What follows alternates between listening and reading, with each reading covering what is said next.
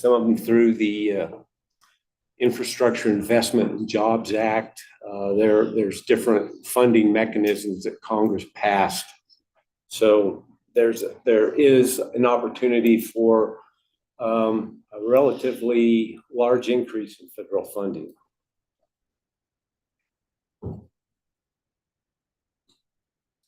But I threw this up. Like a lot of these templates, you have to be able to negotiate the funding opportunities that are out there. Some might appear that they would apply to your project, but you can put a round peg in a square hole, but not always vice versa.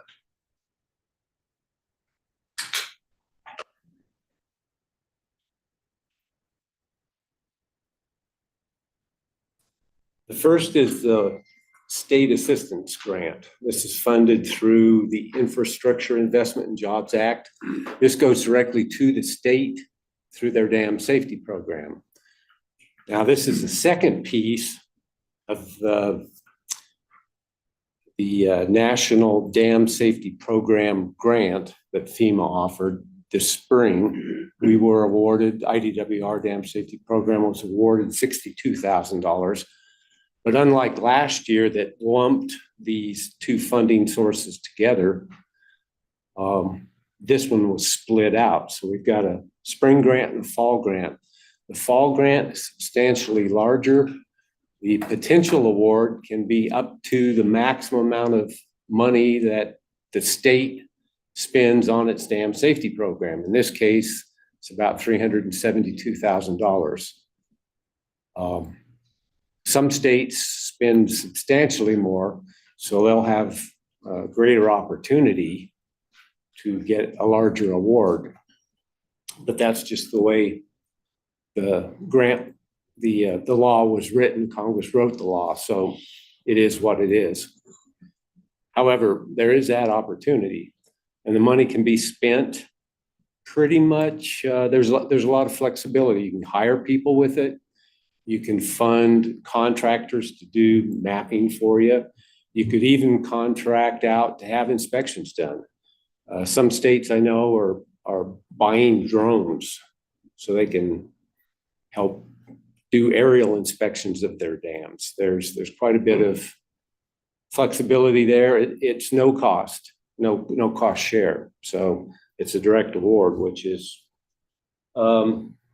advantageous. At least there's an opportunity to put it to good use. John?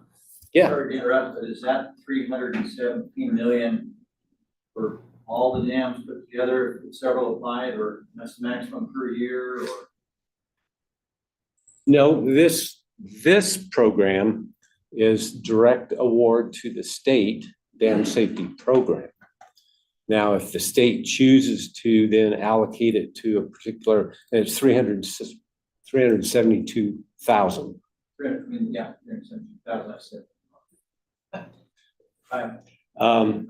So it goes directly to the state's dam safety program, and then how the state dam safety program decides to allocate that money or use it, spend it, it's pretty much up to the state. So you don't have an application set up done yet, then, or? Not yet. The deadline for applications is the end of February of next year. I've got the notice of funding opportunity here. If anyone wants to look at it, they usually run about 75 pages of instructions and how to go through the grant process. FEMA just recently adopted their GO system, what they call their grants outcome system, which replaced indie grants that had been in existence for probably a decade or more. So there's a lot of new learning curve there. And then the state, of course, adopted its LUMA software program, and many of us are still trying to become familiar with the ins and outs of that software accounting system. So there's potential for some potholes to watch out for when you're making these grant applications.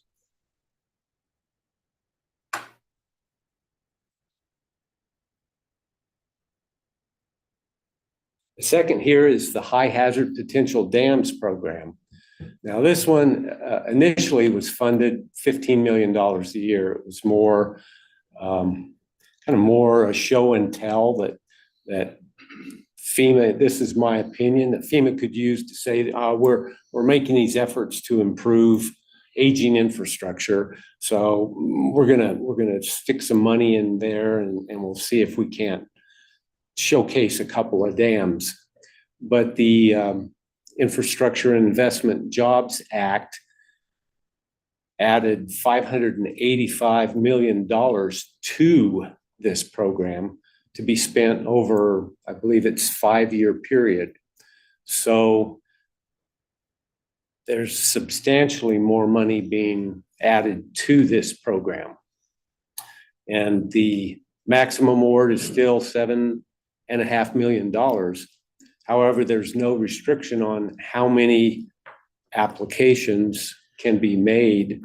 The intent was to have the dam owner make application directly. And there's some eligibility requirements for dam owners.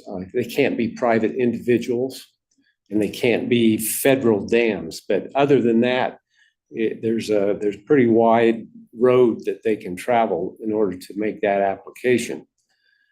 So it's possible that you could have 24 high hazard potential dam owners in the state of Idaho make application, and each one potentially could be awarded the full amount. There's that possibility. Now,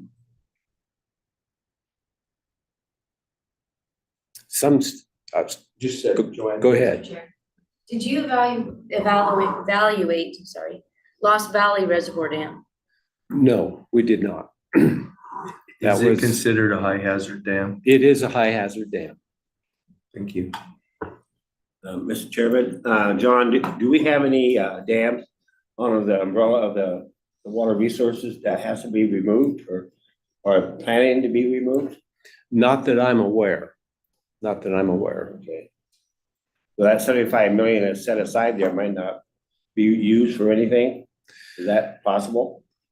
My sense is that Oregon and Washington are going to push real hard for that because they have a rather vocal dam removal contingency in their states.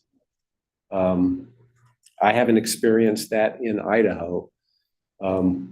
Since I've worked here, the focus, well, since I've lived here, the focus has been on additional storage, not dam removal. Okay, thank you. Yeah, sure thing. And the application for this also is the end of February next year. And I've also got the notice of funding opportunity here as well. Mr. Chair. Yes. So just to be clear, it is the state that has to apply for this grant. No, I'm sorry if I miscommunicated that. There needs to be a sponsor, and it could be the dam owner. It could be the county that sponsors it, because there is a cost share associated with this grant. And FEMA requires someone to provide the cost share. And if the dam owner bails on it and doesn't provide the money that they've agreed to, someone then will be responsible for it. And that's the biggest reason that IDWR, through the dam safety program, did not apply for the FY 20, 21, and 22 grant opportunities, because the fiscal department pretty much made it clear to me that they were not going to be on the hook for the cost share in case something went south. And I think that's an important consideration.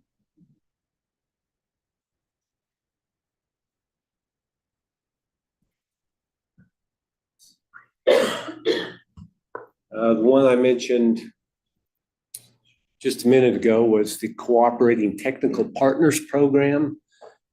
They've received a big injection of money, and this is through the National Flood Insurance Program, but it provides funding to local communities, state agencies, universities, tribes, of course.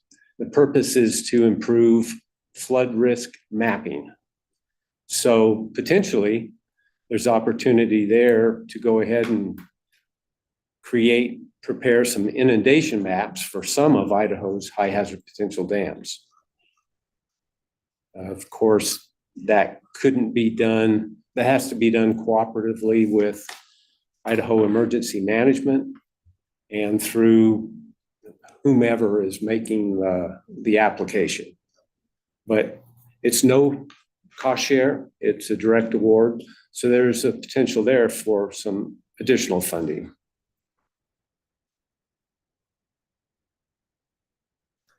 And this is this one, the BRIC, what's termed the BRIC grant, Building Resilient Infrastructure Communities. It's offered also through FEMA, and IOEM coordinates this, but this was a grant that Oakley Dam took advantage of in order to improve some of its infrastructure. Yes, sir. Mr. Chairman, John, so maybe I misheard, but if the dam is a FERC dam, in addition to a private dam, does that disqualify from that last program? The CPT or the HHPD, the high hazard potential? Yeah. If it's The grant could be up to the 7.5 million. small hydroelectrics will be considered. The larger FERC licensed projects will not.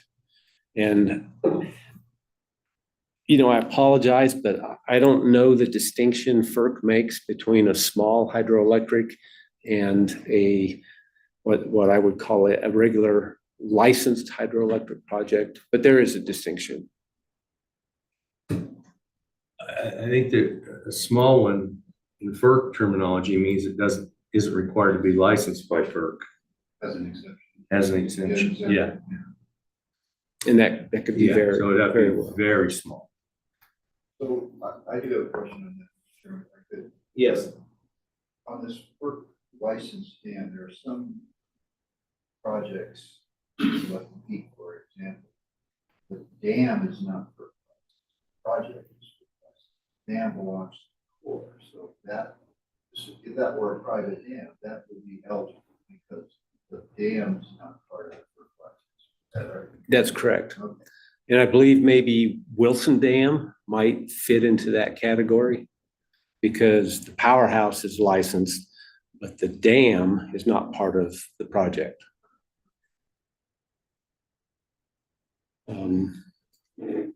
The BRIC program, again, this is another opportunity for additional funding that could be directed toward water resource infrastructure.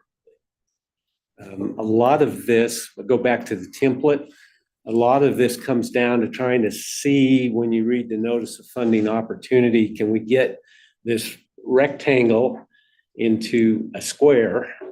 And maybe if we make it small enough, we can. So it could require some imagination, but there's definitely possibility here.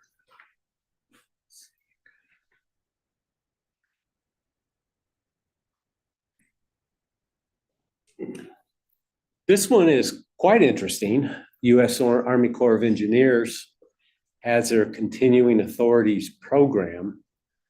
And this is an existing program. I'm just going to burn through this very quickly because the one that I want to explain to you before I run out of time.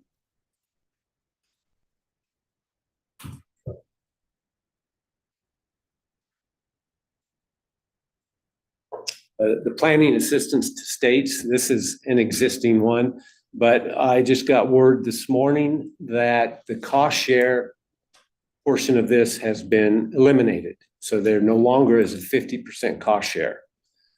And as you can see, the activities are pretty wide ranging. So there's a lot of different subjects could be addressed for this grant if someone makes application.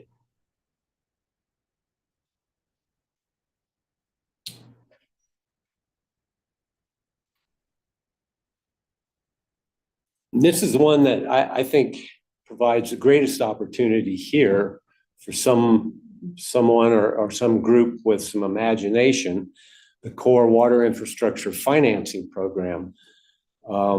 Congress awarded $8 billion in loan guarantees to the Corps, provides up to 35-year loan repayment opportunities. The projects must qualify as dam safety rehabilitation. The amount of the loan, $20 million minimum. So it's not for small projects, but there's nothing in this loan requirement that says you can't combine multiple projects into the loan. Similar to, say, house rehabilitation or house repair. If you want to do the plumbing, the electrical, and the roof, you just go to the bank and get one loan. This is a similar situation. So Idaho could include multiple dams in this loan in order to meet or to best use the $20 million minimum. This is a good opportunity for those types of projects. Right now, the interest rate is less than 5% on that loan. The processing of loan applications is due the end of January next year. So it doesn't leave a whole lot of time, but there still is time. I can go on with some of these other programs. Brian indicated that you're all pretty familiar with Bureau of Reclamation's Water Smart loans. We had an engineer just recently submit through the drought resiliency program through Water Smart for 2 dams down in southeast Idaho. And they used IDWR's drought. I'm sorry, I can't remember the name. Drought contingency plan. So that plan's 2001. It hasn't been updated. I hope that doesn't disqualify them for that grant opportunity, but the drought plan probably deserves to be updated. Just a suggestion. I can go through EPA's water revolving fund. Usually DEQ is the lead agency on those, but there might be opportunity. Deep Creek Dam, just upstream from Ladd City, it is a water supply for the city, so it could qualify.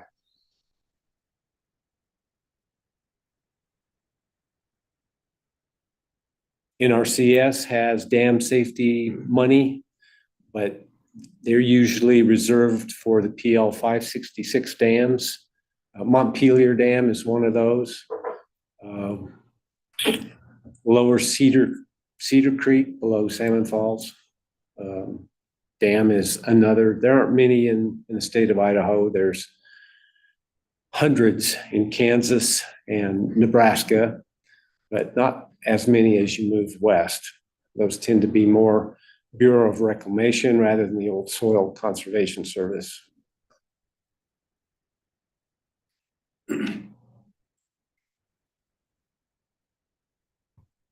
Okay, any questions for John? Chairman, Dean? one of the questions is how come we haven't had more of these small dams applying for these programs? Is it the cost share?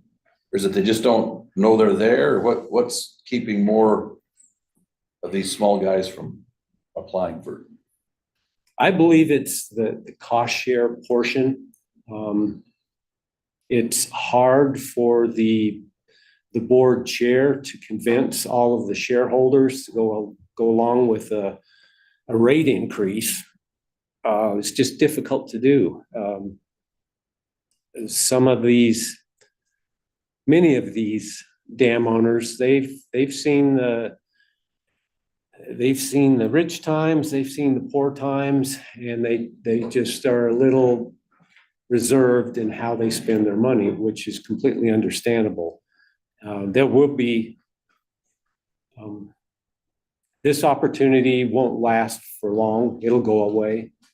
And in the case of Portneuf Dam, which just about lost its spillway this spring, no one really anticipated that to happen, but they really dodged a bullet there.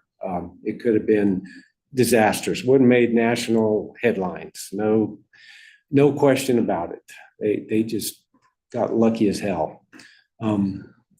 So some of these small dams that may not have risen to the top of the 7 that our program initially selected for the first high hazard potential dam grant, there are others out there that we may not expect to be suddenly compromised like Portneuf Dam. Again, it's an opportunity here. It won't last. And it takes money to get money. Unfortunately, that's usually the case when you're dealing with the federal government, unless you fit into a certain category where it's just given to you on a platter. Okay, Matt? So I'm still learning the protocol here. Is it okay if I kind of You bet. speak up here and backfill some of give you some context here? Brian and I thought it would be useful for John to come and present, and I'll just give you a little bit of perspective. So I've been working with John, overseeing the dam safety program for 1.5 years, and we meet every 2 weeks, and he would come to me and say, there's another program here I want you to be aware of with Opportunity for Idaho.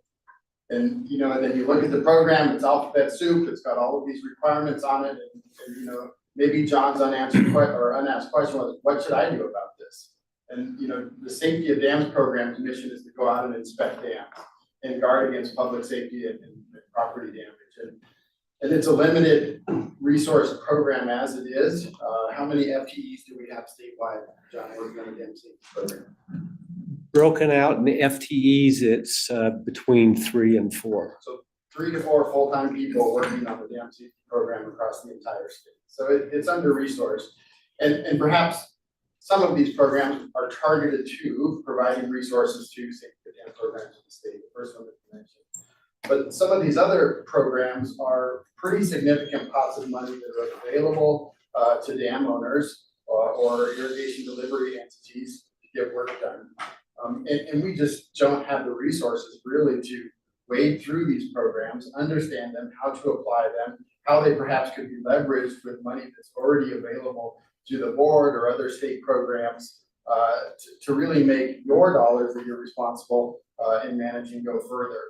And we don't have the resources in that program, probably even at the department, to do that. And I just wanted to make sure that the board was at least sufficiently aware of these programs in case there was any interest to want to leverage them or understand them better before. I mean, the HHPD grant program, that's a big one that we've been talking about, $585 million for dam rehabilitation. Now you've got to have a project sponsor, you've got to have other money. One of the reasons maybe local dam owners aren't taking advantage of these programs is they're just not sophisticated enough to do it. And so you know, I don't know if there's opportunity here between what the board's already doing and the planning and project staff. But more than anything, I didn't want these programs and the information related to them to die on my desk. Right, to that be the terminal point of that information. So I don't know if that helps with your understanding of why we came and presented these programs here this morning. Joanne? Mr. Chair, and this is a question for either John or Matt. But I think that it's great to know about these programs. However, you know, I can see that some of these small dams they may not have the resources to apply for the grant. And I think what you're saying is that the department also doesn't have the resources to apply for the grant. Is that correct? Certainly the safety of dams program doesn't have the resources to do that. Okay, so like in the case of Lost Valley, if they were potential. If I might interrupt, if Lost Valley were to apply for an aging infrastructure grant and then get this money to go with that, that But they're- could get them a long ways down the road. Absolutely, but they have to write the grant out. Yeah, And it's you know, I'm familiar with the Bureau of Reclamation grant applications, and it's not exactly just, we want to repair our dam. Can you give us some money? Well, and that's a good point. There are certain requirements. You have to have a state, excuse me, you have to have a tax identification number. You have to apply, you have to be already entered into FEMA's GO system if you're not already. So there are some, there's a lot of grant protocol. And I do know from the grants that our program receives, our fiscal program is up to their ears, just trying to keep up with the paperwork associated with them. So should the state of Idaho decide to pursue some of these, my recommendation would be to appoint, hire, or assign a grant management program person to all of these grants, so that's their focus, that's their duty. I spend more and more of my time each year just trying to meet FEMA's requirements for administering these grants that we receive, and they're not big grants. Al? Sharon, I think this is for Matt. So it seems like there's two issues here. One is we've got grants, programs, funds that are available to the state. So are we adequately following up from IDWRs and get funds that are available to the state into our hands to enhance our dam safety program? Yeah, so the fall state assistance grant opportunities, the grants that we already use to partially fund the safety of dams programs, those are the grants that John's speaking to that we manage here at the department. That is part of the duties and responsibilities that John has as the program manager for that safety of dams. The opportunities that I was more interested in you hearing about are the ones that might be available to pair with other funding sources that the board and the state has for projects. That's my second question. So the first question is, we are adequately following up, the department's adequately following up on funding available to the state. So the next question is, what about all these programs that are available to people who are potentially entitled to apply for it, but are not doing that now? Those also, I seem to be falling in two categories. One, people who come to us and said, we would like water board money to do something. We can look at those. Can we look at those and say, look, you have the opportunity to also apply for these other programs. You need to look into that as part of your application to the board. Say, we want state money, but we need to tell them there's also these other source of funds, because that may make our state funds Or, and so do we have the capability of being able to do that, or do we need this grant manager to be able to even direct people? And then the other piece of it is people who don't even come to us, who probably should be going to these, look for those grants. I don't know that we have the ability to go knock on people's doors and say, you need to do this. Unless John finds a dam that's ready to come down and ready to fall apart, they need to do something about it. Yeah. So, even though it wasn't framed in the question, that was a question. Go ahead, Brian. I can bail the director out on at least one part of that question in terms of the people that are coming to the board and asking for aging infrastructure money, regional water sustainability money, things like that. Most of those applicants are pretty sophisticated at mixing and matching the available dollars. They're really good at being able to match the state aging infrastructure money with NRCS money or Bureau of Reclamation Water Smart money. I've never seen anybody take advantage of these funds that John is bringing up today, however. So that might be something that we want to somehow get out into that discussion, whether it's through some other presentations, maybe through IWUA, other sources. Could we include that in our application form that's actually applied for, or whether these things so that we give them, the applicants, the opportunity to say, oh, no, we haven't thought about that, let's go check into that. Provide them a list of something that might be available.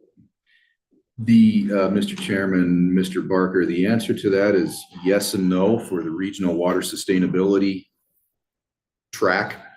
We do want to know where they're looking for additional money for the aging infrastructure grant track. The board made the decision when you were putting the criteria together that you didn't really care where they got the other, 2/3 of their project dollars. Not so much where they got it, not so much for a requirement that they tell us, but information is available. To look at each look at this part of your application. It's worth thinking about. We usually do see that information when they do apply for the aging infrastructure grants, but it's not a part of the grant requirement itself. If I can just jump in, you're absolutely correct. Director Weaver, his purpose for having me present to the board today was to try to leverage any monies that the board might have in order to acquire a larger grant, and maybe the board's contribution either fulfills or makes up a large portion of the cost share that's associated with that grant. The clock is ticking because the application is due the end of February, but this will continue for the next 5 years, I believe, and then the money's gone. Matt? Just one closing thought. My intent here wasn't for you to take any action. My intent here and with John here presenting is just to make you aware of these programs. They're fairly new. There's a significant amount of money associated with them. But as with all federal grant opportunities, it takes a lot of effort to actually apply both literally and figuratively for that money. Okay, thank you. Okay. I think we're done. Thank you very much. This has been very informative. There's lots of opportunities out there if you can figure out how to thread all the needles at the same time. So we will try and inform our people that are working with us of these opportunities. Okay, Quagga Mussel update. Yes, we have Lloyd Knight, the Deputy Director at ISDA here, and he'll give us an update on what's been going on with the Quagga mussel situation in the Snake River near Twin Falls. Good morning. Thank you for being here, Mr. Knight. Good morning, Mr. Chairman, and thank you to the committee for having me. I recognize that several of you, I think on and off over the last couple of months, have been on a number of our calls and updates, probably maybe not all of you. So I will kind of try to thread that needle, if you will, between being redundant for those of you that have listened in and still trying to provide some new information for those of you that haven't, and just kind of hit the high points of where we are and where we've been. As the board knows, we found quagga mussels in the stretch of the Snake River in mid-September. Those were found originally as veligers, which are the juvenile life stage, through some of our routine surveillance that we do annually and have done annually since about 2009. So it was routine surveillance that found those veligers. As soon as we got confirmation, both through microscopy for those veligers and through genetic confirmation, we informed the governor, who then called the Natural Resource Cabinet together, and we put our rapid response plan into effect. That rapid response plan in some form or fashion has been on the books since the program began. Obviously something that we review regularly, would make some updates, but the basic bones of that response plan included several steps that were put into place simultaneously. One was the quarantine and of that stretch of the river to try to contain whatever was there, which basically meant shutting off access to the water by the recreating public, by watercraft. We also went into effect in doing some delimiting surveys, which is a fancy way of saying take our normal surveys that we do for veliger sampling and intensify those in that stretch of the river. We started in that stretch roughly from Auger Falls to the Twin Falls facility, was our initial kind of hotspot where we started that delimiting effort. And then we worked our way upstream and downstream from there. I should point out, just as a kind of a branch off, that those samples that originally where we found the veligers originally, they were part of a routine surveillance. And within that same time frame, we had also pulled samples upstream and downstream of the affected area and did not find veligers. But as we went through our delimiting process, we continued to expand upstream and downstream of that section of river. That included going through the Snake River from above the Twin Falls facility up to Milner Dam, Milner all the way up to Burley, and then Wilson Lake, Murtaugh Lake, and some of those other associated areas as well as Salmon Falls Creek Reservoir down to the Hagerman stretch. All of that was part of that delimiting effort. So that delimiting effort was going on concurrently with the other parts of our rapid response plan. We also started developing a treatment plan. It should be noted that treatment to this level in this kind of situation hasn't been done in the country, anywhere in the country before. Usually when these findings are found around the country, it's either been in water bodies where they knew treatment would be impossible, or when the infestation was already fairly mature and treatment was going to be difficult, the water was going to be difficult, or they have done some treatment and eradication in smaller reservoirs. Some of those have been successful, some of those haven't. And by smaller reservoirs, I'm thinking more like ponds, that sort of thing, something that really didn't mimic what we have, what we're dealing with here in Idaho. But we developed that treatment plan. We're fortunate to have some folks on staff that include, and our programming has included aquatic weed control statewide. So we have a staff member that is very experienced in developing aquatic treatment plans for noxious weeds. We also had contact with registrants that have products that were registered for this type of work, with applicators that are used to this kind of work. So we didn't come into it completely blind, but certainly there was some differences with this. So we had a team concurrently working on developing that treatment plan. And within 2 weeks and 1 day of our initial finding, we initiated our treatment plan. That included utilizing a chelated copper product called Natrix, registered by a company called CPRO. CPRO has a number of products that we use already. They just happen to have this product registered in the state as a registered pesticide, so we didn't need to worry about going through any special emergency registration of those products.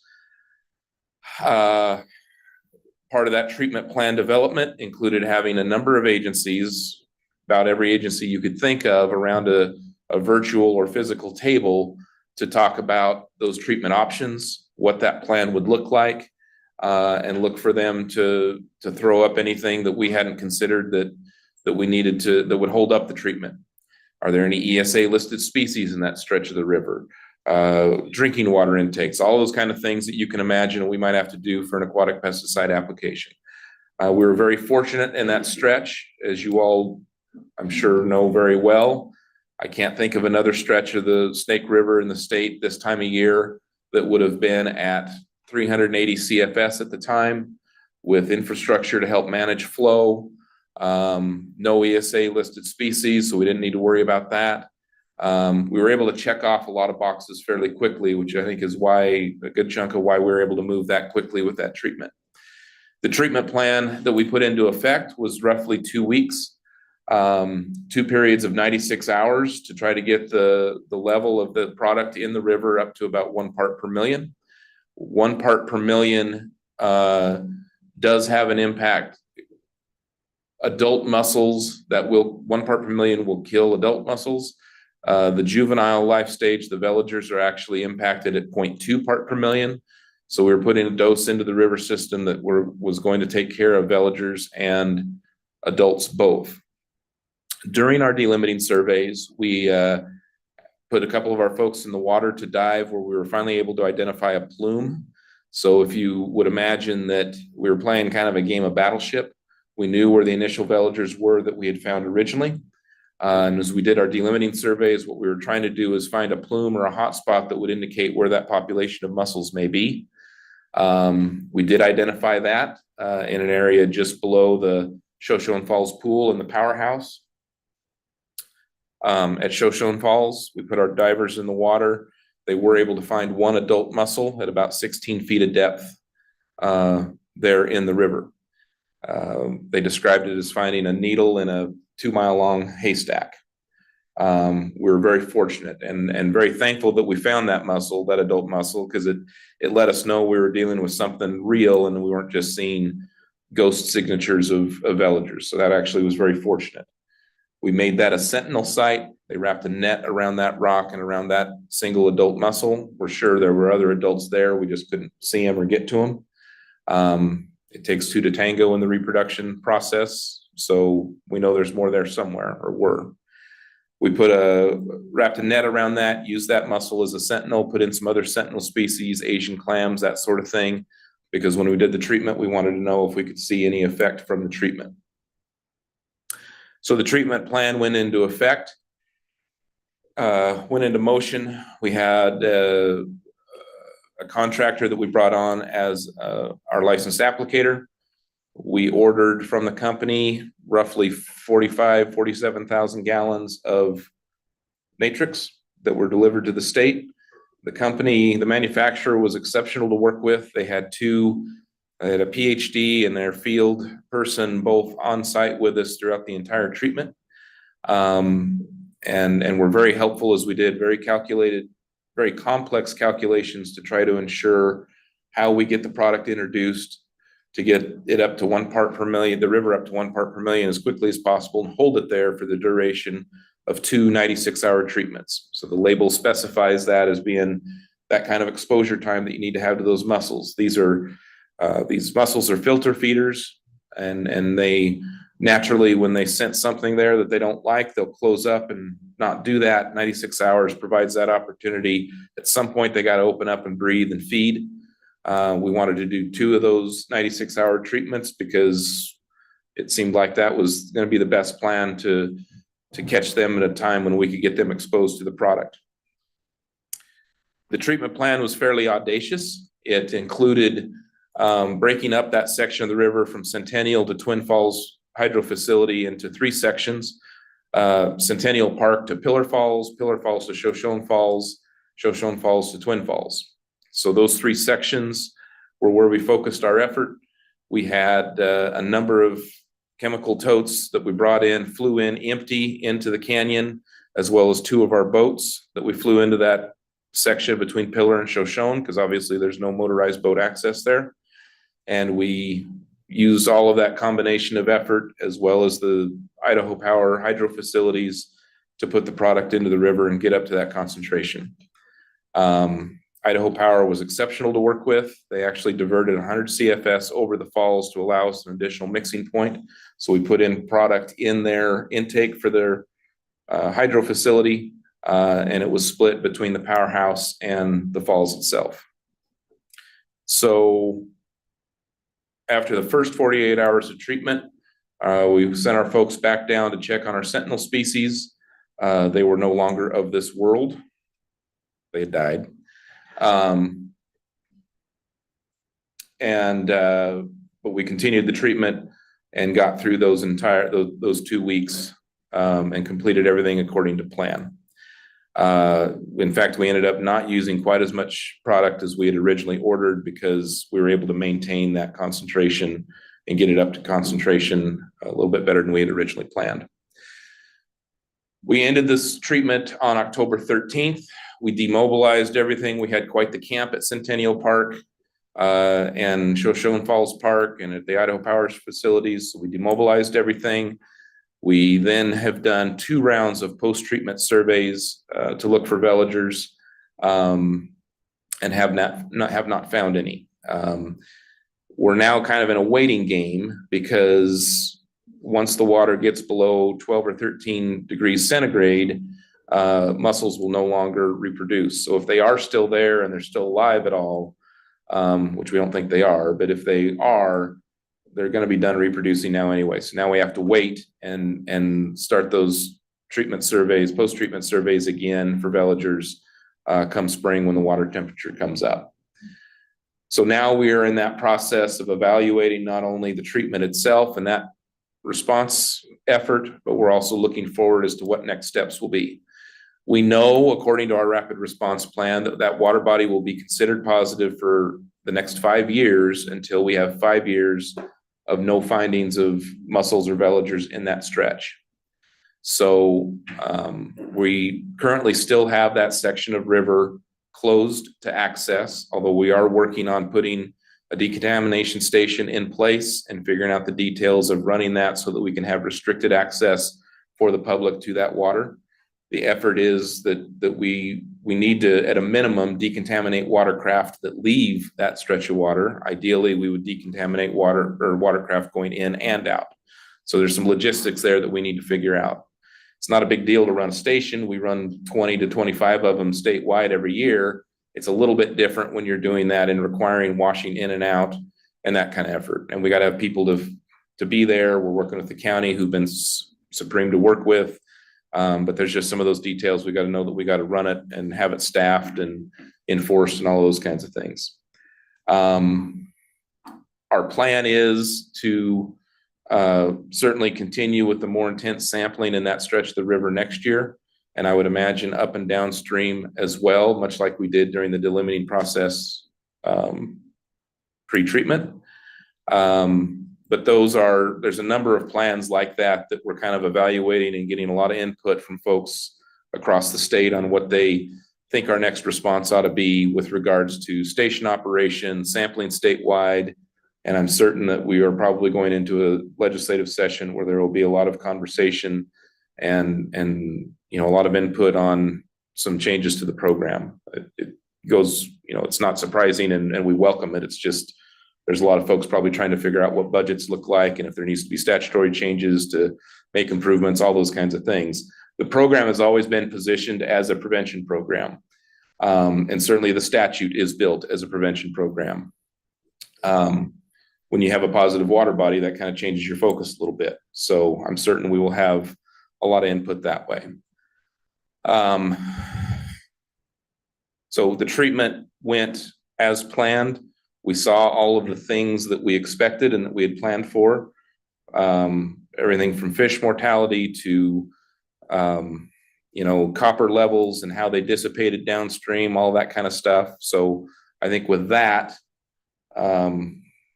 Board Member Gibbs told me ahead of time he wanted a very quick, high-level thing because he'd been meaning to call and hadn't called yet. So I hope that covered everything. Mr. Gibbs, I sure would answer any questions. Okay, any questions for Mr. Knight? Joanne? What is the mobility of the quagga mussels? So we get asked that a lot, and I think a lot of people assume that if you find them in one location, that they'll, that they would have moved downstream throughout the entire Snake River system. So there's a couple of things we always note with that. Veligers, by their nature, as mussels reproduce, they're looking for a place to settle. So their inclination is to congregate in such a way that at some point they're going to settle, hopefully where they are, on a rock, a structure, something like that. The fact that we have found no veligers below where those original findings were, below that affected area, it really isn't that surprising given the low flow that are current at that time of year. Keep in mind, we didn't identify these until mid-September. So kind of the lowest flow time of the year at that stage.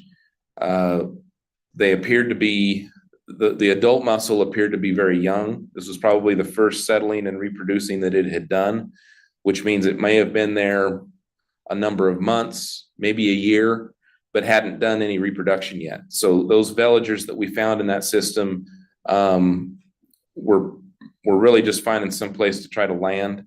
And we didn't find them downstream, which tells us that their mobility at that point, the water pushing them really wasn't much of an impact. We're going to keep looking. Finding them in that particular location was a little bit odd. So that's kind of something that has us a little bit puzzled. We'll keep looking, but their mobility, they're not floating so much like a leaf down the stream as much as they are trying to congregate around areas and find a place to settle, if that makes sense. Brian? Mr. Chairman Lloyd, so that area where you found the mussel and most likely one is right below Shoshone Falls, and there's no motorized boat access there, so it means the mussel is either on a kayak probably, or else a power boat above Shoshone Falls. You don't really have do you speculate on that at all, or? Mr. Chairman, Brian, I mean, we've tried to rack our brains, speculate about a lot of things, and I think you point on the most likely things. It was either a kayak or something that had been in an infested water body. It's very common in that area, I think, from what we hear, for folks to paddle up from Centennial to Pillar, portage over Pillar, and then go up into the Shoshone Pool. That, whether it's that or a motorboat that was upstream, we never will know definitively. I get asked a lot if there's any way to genetic fingerprint those and know that they came from a distinct population, and nobody really has that database put together. It was a human of some form that had introduced those into the system. And we tell folks, we've always operated, we inspect every boat that stops at our stations. We have law enforcement support at stations to assist with that. But you still know that you're not always going to have everybody stopping. It's never going to be 100%. It's human nature. Certainly there are inflatable kayaks and that sort of thing that could be folded up wet in something that we're never going to know they even drove by. And I'm not saying definitively that's what brought the infestation in there, but we deal with those kind of things. So we're thinking through that as we think about our boat inspection plans for next year. Are there ways that we can do better with that? Somebody introduced them in there. We'll never know definitively. We just got to try to address the risk as best we can. And there is one more possibility, and that is we know that quaggas have been found in aquariums in Idaho and in products that aquarium people own, and people dump aquariums into Twin Falls Canal or Northside Canal, which is probably all the time. Tired of their fish, so another possibility, and I don't know how you. Yeah. No way to control it, but it's possible that somebody dumped an aquarium up above that stretch of river. All are possibilities. Yep. The kind of things that keep me up at night. So thanks for reminding me of all those possibilities. Dean? Mr. Chairman, did you monitor the return flows, just kind of checking up what Brian, some of the return flows back into the river at that region? Have they monitored up into Twin Falls on some of their coulees and returns? It would be like Brian Cooley, or there's a coulee that goes in near Shoshone Falls there, and Twin Falls coulee above Twin Falls, but Yeah. up there. So. No, so short answer is we've have enough points throughout the system. I think we're capturing all the returns in, and certainly have always been very interested in making sure that we sample at, around Milner at the diversion where water leaves the river and goes into the systems. That's always been something that's been a concern since we started the program. So the short answer is yes. We haven't, I think we've done some sampling within the systems themselves. I know we've done sampling at Murtaugh Lake and Wilson. I'm sure at some point our folks have probably found other places to pull samples within the systems themselves, but we are looking at areas downstream of the returns in those areas too. Al, and then Mark.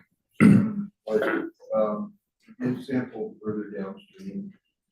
So, Or how- maybe- yeah, so when I say, that's a good question, Alan, I probably wasn't clear enough. Our delimiting went so that more intense sampling that we did following when we've got the notification that we had an issue, that delimiting sampling went as far down kind of in that Hagerman area.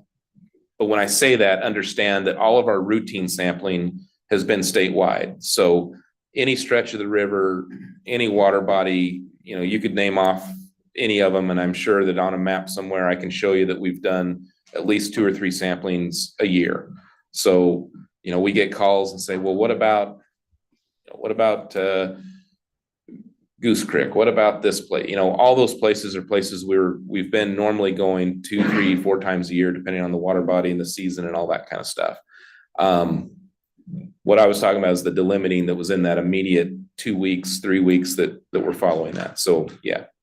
As you can imagine, there's a number of downstream. Yeah. Further downstream. Yep. Yeah, I think I've probably heard from some of them. And folks have been great, and that surveillance that we've done annually, it's certainly not what's the most obvious or the most splashy part of what we've done, but we've always considered it at least as equally as important as what we've done with the watercraft inspection. And one of the things that our folks from the very beginning of the program, and we've gone through a couple of different managers in that program and folks that have been very technically involved in things. And that's the thing that we touched on when we first started this. You couldn't just sample a water body once a year and say that's enough. We really needed to have multiple sampling events, multiple locations within each one of those water bodies, and try to do it in a way that gives you an opportunity to find the best chance to find something if it's there. Now, the question is moving forward is, do we need to increase the total number of samples statewide? Are there areas that we need to target differently? Brian knows because, he's sat in a lot of our meetings over the years. There's a lot of folks that will look to water chemistry and some of those different things and trying to guess the likelihood or the hospitability of some of our water bodies to mussels, which is all important, but we've always kind of assumed they all are susceptible. And so we try to hit them multiple times a year, multiple sample events on a day. Okay, Mark? Thank you, Mr. Chairman. Boyd, I read in the paper, as you were doing this, that you were decontaminating boats in the Twin Falls area at 2 or 3 different places who had been in the river. When you were decontaminating, were you also inspecting them at that point? Yeah. And did you find any contaminated boats in that process? No. And that initial effort, when we initially announced that, we put out to the public, if you've been in this stretch of the river in the last 30 days, bring your boat to us. We want to decontaminate it. We were inspecting them at the same time.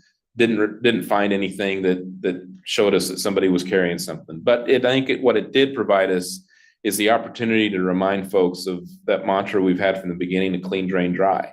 And you had folks, I think, become very acutely aware and interested in why that messaging is important, because you'd see boats and equipment that would come through that'd still be wet, or maybe they had something hanging on them. And that's messaging we've had from the beginning that I think for any of us, we were always told during flu season to wash our hands and do all that kind of stuff. But then that got reinforced on us because of some other recent events, with pandemics and stuff. This is a little the same way. It's always been a good idea to clean, drain, dry your watercraft and equipment. I think some folks probably got a little bit, maybe a little lazy with that, and this was a good reminder to that. So we didn't find anything, but it's given us an opportunity to reinforce that message. Okay.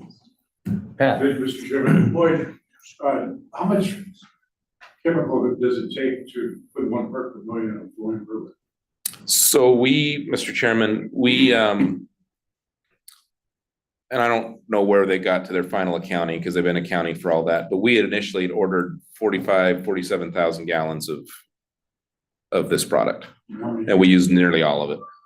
Is that 1 treatment or? That was for the 2 treatments, and those 2 treatments were only separated by 48 hours. So it kind of gave everybody a chance to take a breather, gave the river a chance to take a breather, and then we hit it again.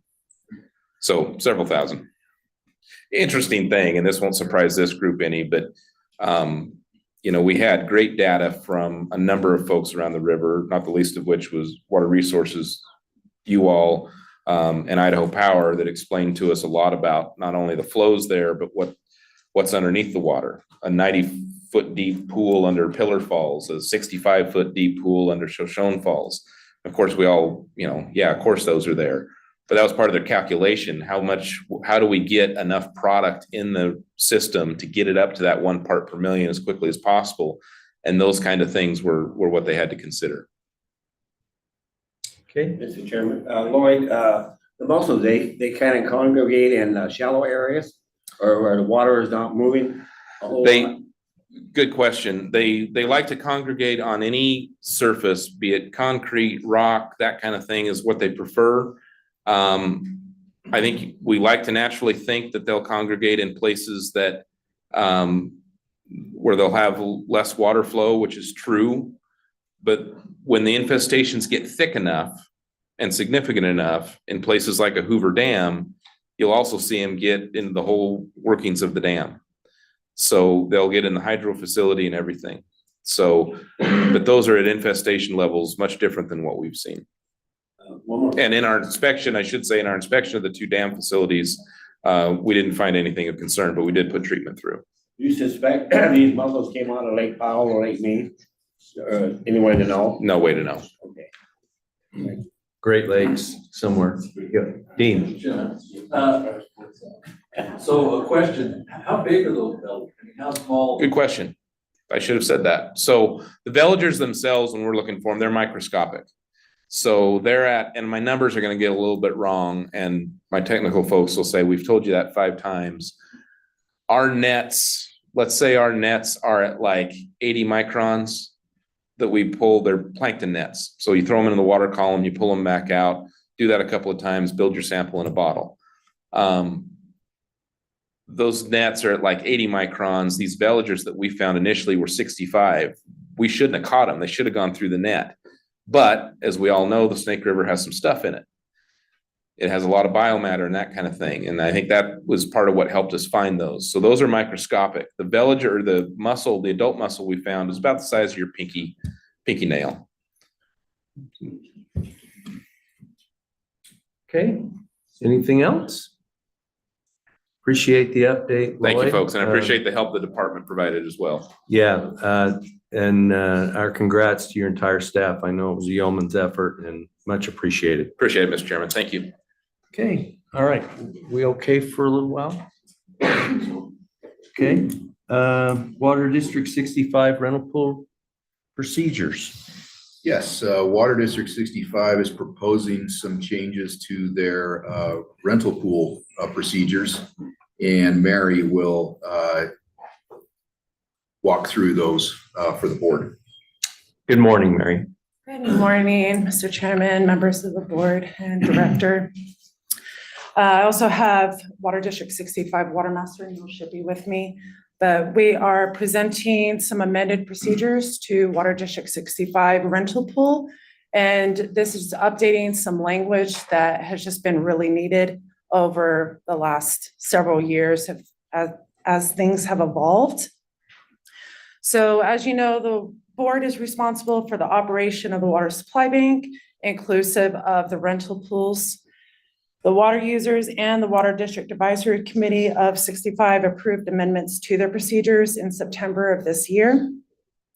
I have included with my meeting materials a redlined and a clean version of those new rental pool procedures, as well as a letter from the water master, which summarizes the changes. And tomorrow I'll present a resolution to adopt those.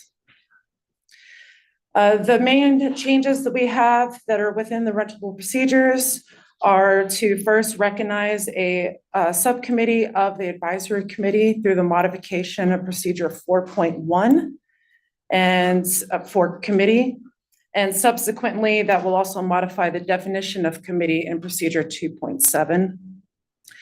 There's also changes to the dates listed under procedure 5.4 for priority assignments, moving it from July to June for timing of payments and administration. And then also timing of payments under procedure 5.6. And finally, the addition of a new procedure 7.0, private leases. And this is consistent with what we see in, say, Water District 1. And this addition for private leases is further supported with additional definitions under procedure 2 for in-basin, lessee, lessor, and participants. It also necessitated adding an additional application form called the Water District 65 Rental Pool Private Lease Agreements. The form and the updates to the language meet the requirements of subsections Rule 40 of the Water Supply Bank rules, and also last of the language included in the new procedure 7.0. If you would like, I can go through any of the red line to, if you want to concentrate on anything, or if you've had a chance to review those changes. Okay, I believe those were sent out in our meeting materials. Does anybody have any specific questions or need for Mary to go through those, or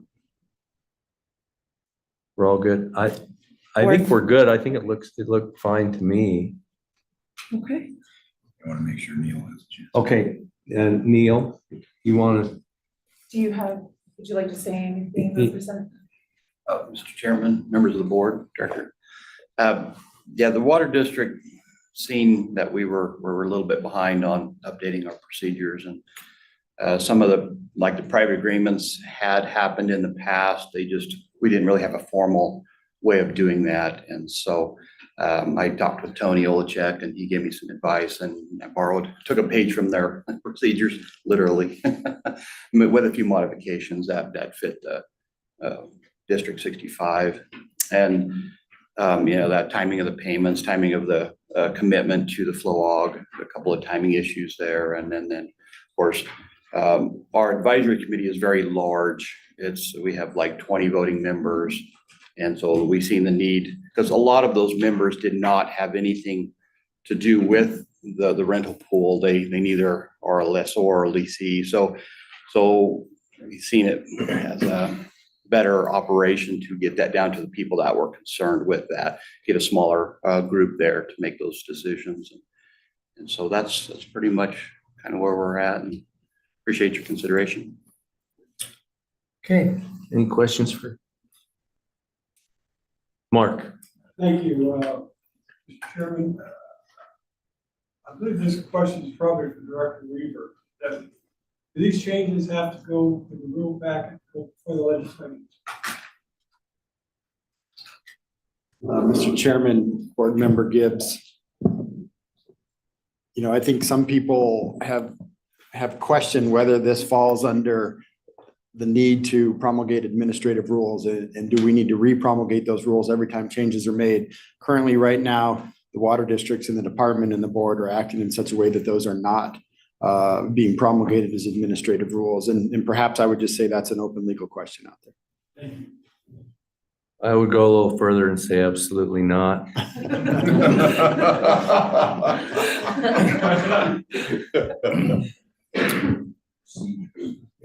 I guess I could be corrected at some time in the not too distant future, but for right now, no.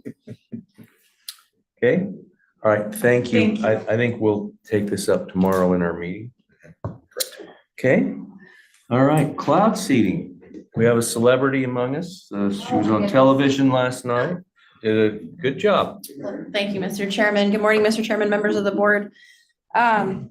I have a couple items for you today, one resolution for you to consider tomorrow. So the first item that I'm going to have in your materials is a memo on the water user funding for our existing collaborative cloud seeding program.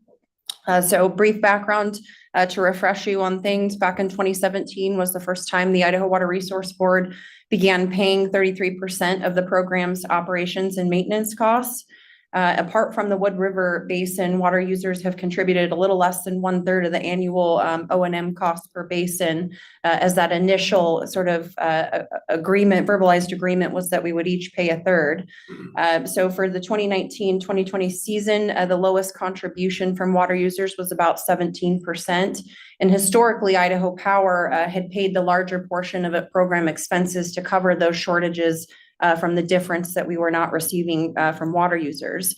So for 2020, the 2020 and 2021 cloud seeding seasons, as well as the 21-22 seasons, IPC reduced its contribution back to 1/3. And as a result, the Water Resource Board started covering some of those shortages.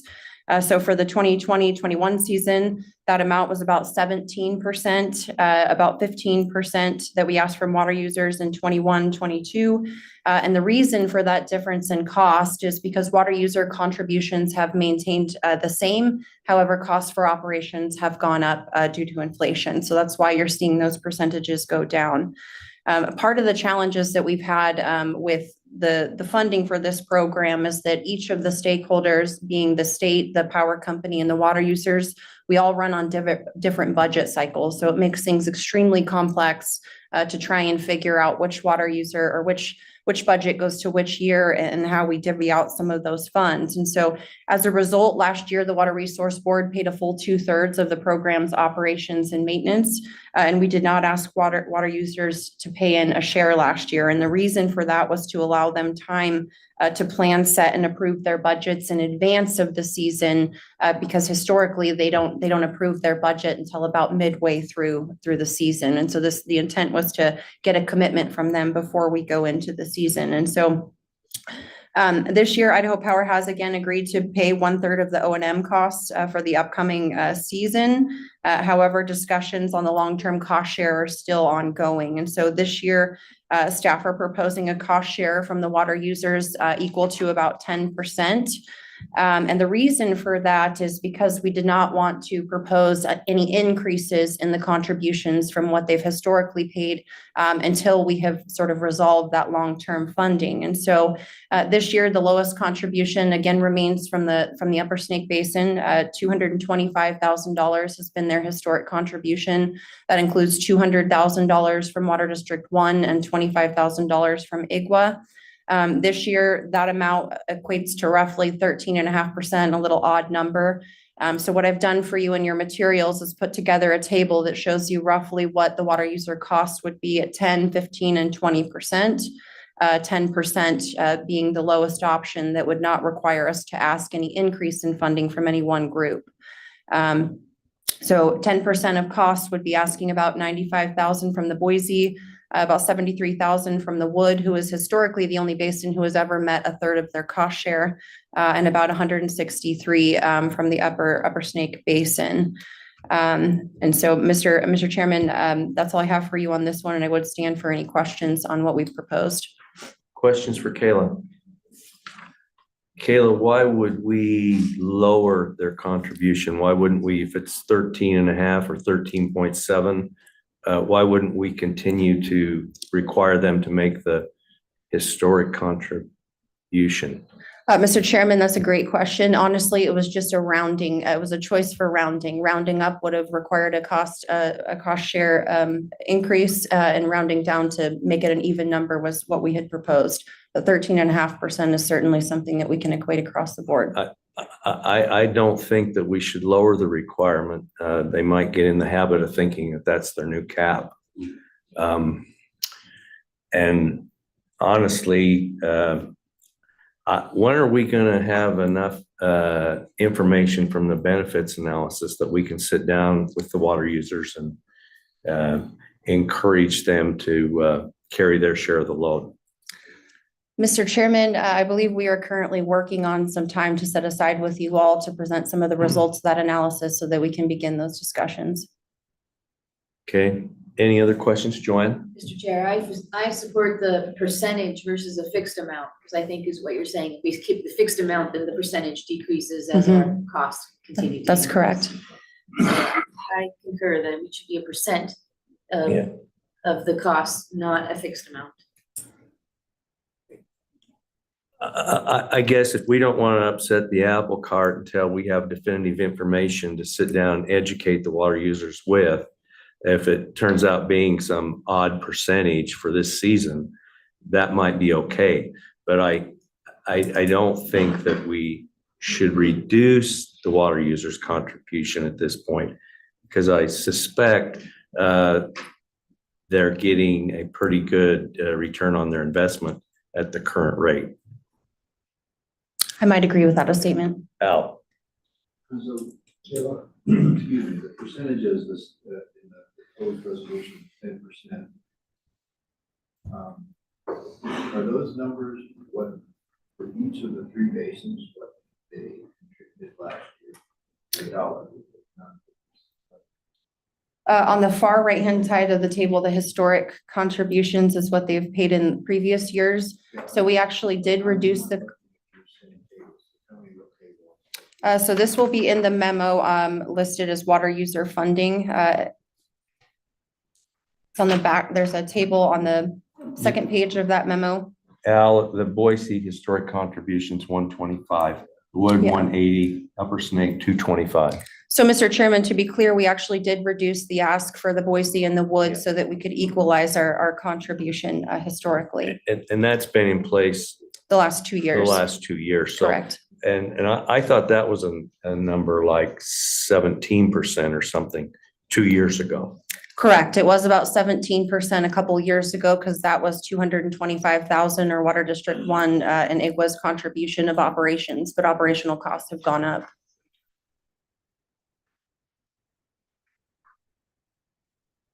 Other questions for Kayla?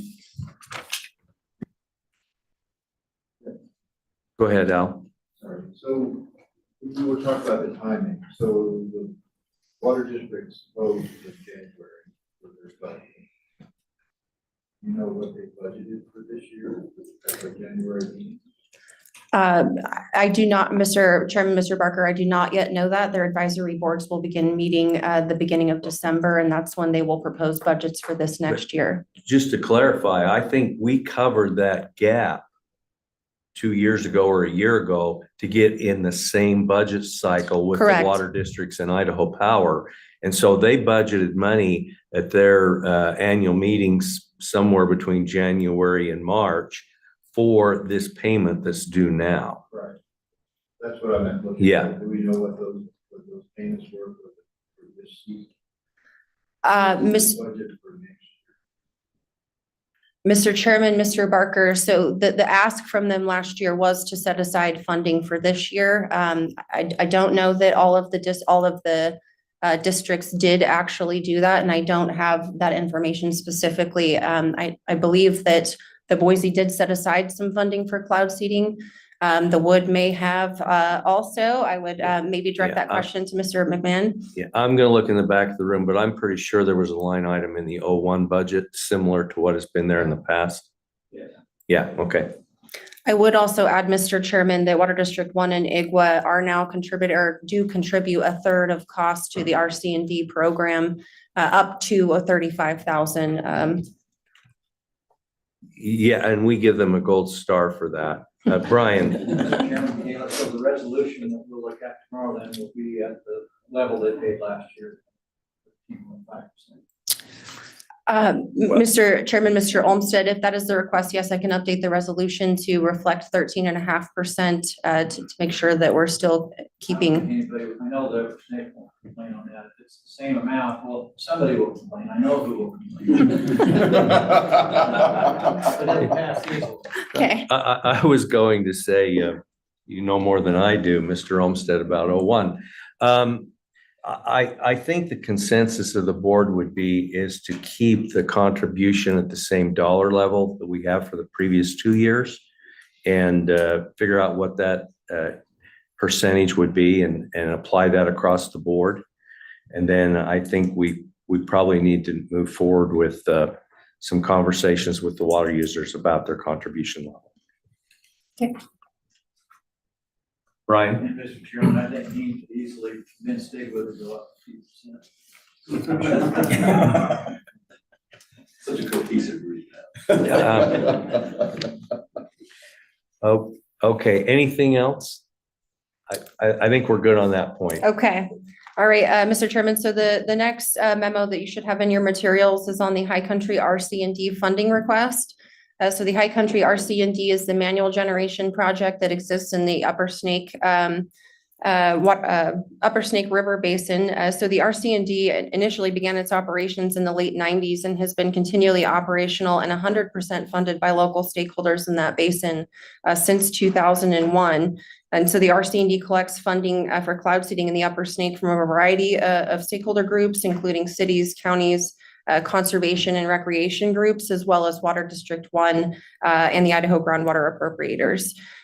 So their program operations, like ours, they've seen an increase in operational costs. However, they've maintained about a consistent $120,000 for donations to support their program. And this is the first time that they are now requesting state funding or support from you all to support their program for this year, as they are forecasting some shortages in their funding. And so they estimate on an average, their average annual costs sit about $140,000, but with a good season, those can go up to about $235,000. So with only $120,000 in donations, that limits their ability to seed, and they'll basically seed until they run out of money.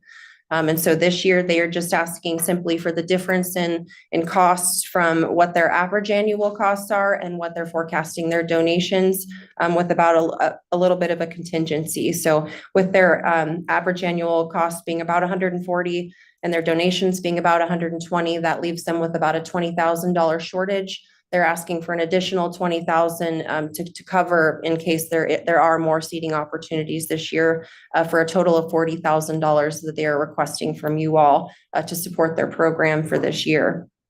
Some additional considerations that I did note in your memo back in 2014, you all actually put into resolution a recommendation that Idaho Power Company consider consolidation with this program. And while I'm not really sure that that's the best path forward today, the RC&D does maintain very good relationships with existing stakeholders in the basin, and moving forward in the future, they may be a good partner for the Water Resource Board and for the collaborative program. And so I just did want to point that out. One other thing that I wanted to mention is that the Water Resource Board has long supported the collaborative program, sort of under the premise that we've been using the best available science and technology. And when you're sort of on an uphill battle to convince folks to pay into this program, that's very critical. And so moving forward, we know now that manual generator technology is sort of getting old and a thing of a past. It has a lot of limitations, especially here in Idaho, because we have a lot of high mountainous elevation areas where we really need to get our equipment up to these higher elevations. And so yesterday, one of the things that actually came out of this workshop that we put on was that many programs are now considering doing validation studies. Programs that have long operated manual programs are looking at reevaluating their programs to see how they may need to upgrade so that their programs remain efficient. And so in the future, if the RC&D or any other program wishes to have funding support from the state, this may be a requirement that you all may wish to consider, that they consider validation of their program and that state funds are still be expended on, a program that's supported by the best available science and technology. So in summary, Mr. Chairman, again, they are asking this year for $40,000 as a one-time contribution to their operations costs for this year. And I will stand for any questions on that request. Questions for Kayla? Ryan? Mr. Chairman, I think I'm okay with the 40,000. If they don't have a good cloud seeding season though, then there will be some carryover, and I guess we would expect that to be carried over for the next season. Is that caveat put on it, or? Mr. Chairman, Mr. Olmstead, so to be clear, this would be up to $40,000, and they would have to submit for their actual expenses. So they wouldn't get the full 40,000 if they didn't actually need that 40,000. Oh, I was just meaning that, we don't want it to be a reason to lower the expectations for the other contributors next year. Or Mr. Chairman, Dale. is this gonna be presented in a resolution form for the 40,000?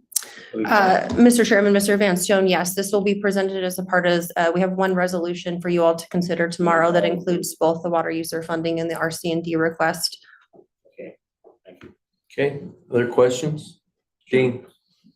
The RC&D program, where does it operate at? Where, I mean, is there some overlap with what we're doing with Idaho Power, or is it in different areas, or how would the two work together? Mr. Chairman, Mr. Stevenson, yes, so they exist sort of in the same general areas as our existing projects.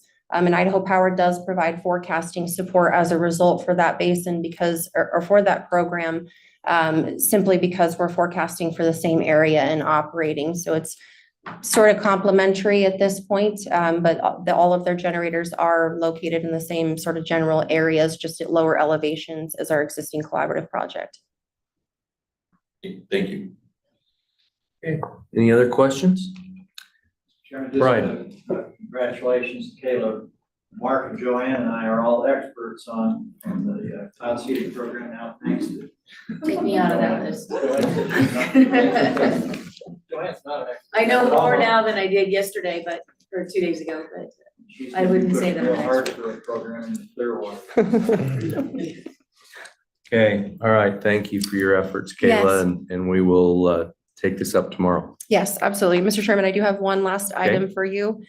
So in your fiscal year budget this year, you set aside about $700,000 for a program reserve to cover costs that may come up. As we're moving forward, we do have a variety of projects currently underway with NCAR and others. And so of that $700,000 that you have set aside in reserve, I am also asking for authorization of about $200,000 of that $700,000 that you have set aside in your current budget to cover miscellaneous costs that come up over the next several months related to some of our existing projects. And I will stand for any questions on that if you have any. Joanne? Mr. Chair, I just want to clarify that of the 200,000, none of it will be used for capital items, correct? That is correct. Okay. Right. Mr. Chairman, is that something that's on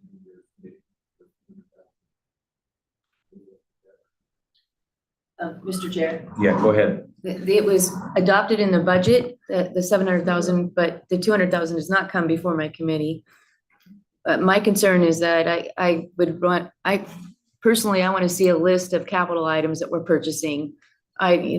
Because they have ongoing maintenance issues, operations and maintenance issues, but we did allocate some money in the budget for incidental expenses that come up unplanned. Right. Go ahead, Brian. Mr. Chairman, Joanne and Al, the answer to that is, yeah, the money's there, and if the board authorizes their expenditure, we have to come back and report to the finance committee on how those monies are expended. Okay, anything else? That's all I got for you, Mr. Chairman. Thank you very much. Good job. Thank I just kind of work on figuring out how to get the clouds here so we can seed them. Do my best there. Okay. All right. Potential legislation of interest. Here comes Garrick.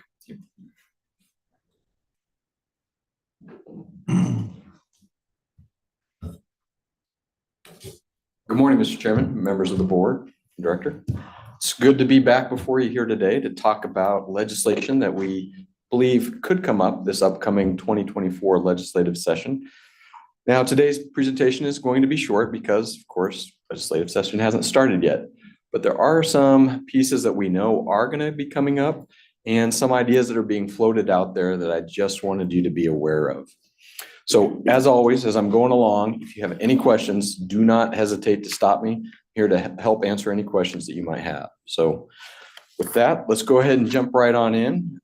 Let's start with a piece of legislation that's being proposed by the department. IDWR is proposing some housekeeping changes to part of Idaho code that deals with underground injection wells.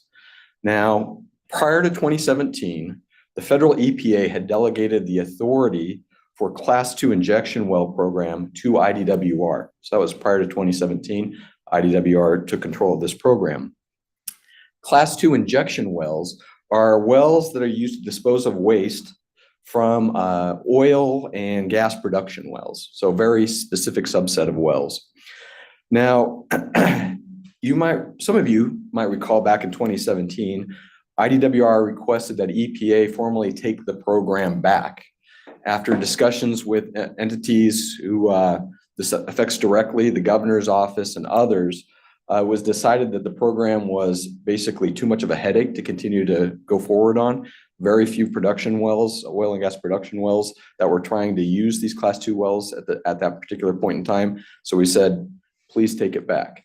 Well, the EPA did that, and now we have to go back through the legislation, previous legislation, to take out those references to the Class 2 injection wells. Since we no longer oversee those, we're going to take out those references now. So that's what I mean by this is just cleanup legislation to take out some of those old references. And also we're cleaning up some past references to certain dates in this section. So again, it's not very controversial. The EPA has already taken the program back. So this is just kind of matching Idaho code to be consistent with the federal statutes that are out there here today. And so I don't anticipate any real opposition to this bill. Any questions about that before I move forward? Any questions? Okay, I think that was a relief for all involved.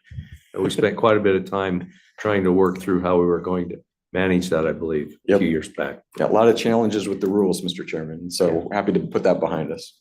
Okay, I think we can move on. Okay. Next piece of legislation relates to the National Flood Insurance Program, which IDWR's floodplain manager coordinates in Idaho. Currently an open position for the department, but the department's trying to fill that. But that person manages that particular program. The changes related to this legislation date a ways back. Back in 2010, the definition of the term development in Idaho code was amended by the legislature to exclude things that you guys are probably interested. It excluded the operation, cleaning, maintenance, or repair of water delivery systems, such as ditches and canals. Now, the effect of this change was to exempt certain work done on these water delivery systems from needing to comply with local floodplain ordinances. And compliance with these local floodplain ordinances is necessary in order for the state to participate in the National Flood Insurance Program. Now, in November of 2016, FEMA, Federal Emergency Management Agency, told IDWR that the statutory change that took place previously conflicted with the National Flood Insurance Program's minimum standards. And FEMA also notified the state that the changes must be reversed by, this is an important date, June 30th, 2025, still a little ways out, June 30th, 2025, or FEMA would take action against Idaho's flood insurance program, including the possibility of suspending the program.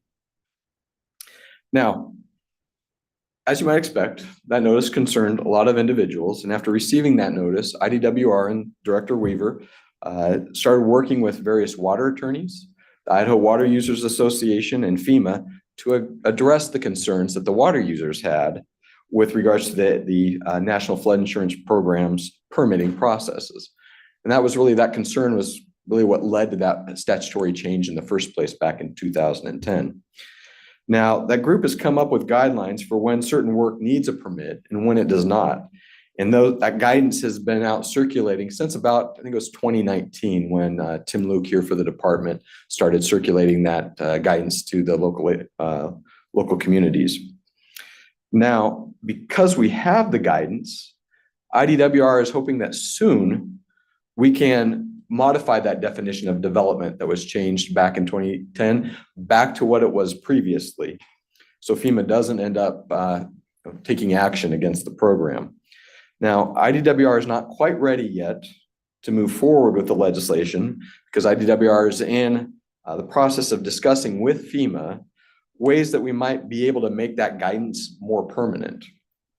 If we are, and let me say it this way, depending on the timing of those discussions, if we are able to work through a reasonable solution, we could see legislation this upcoming session. Given the pace in which those discussions are moving, I'm beginning to think it's maybe not likely to occur this session.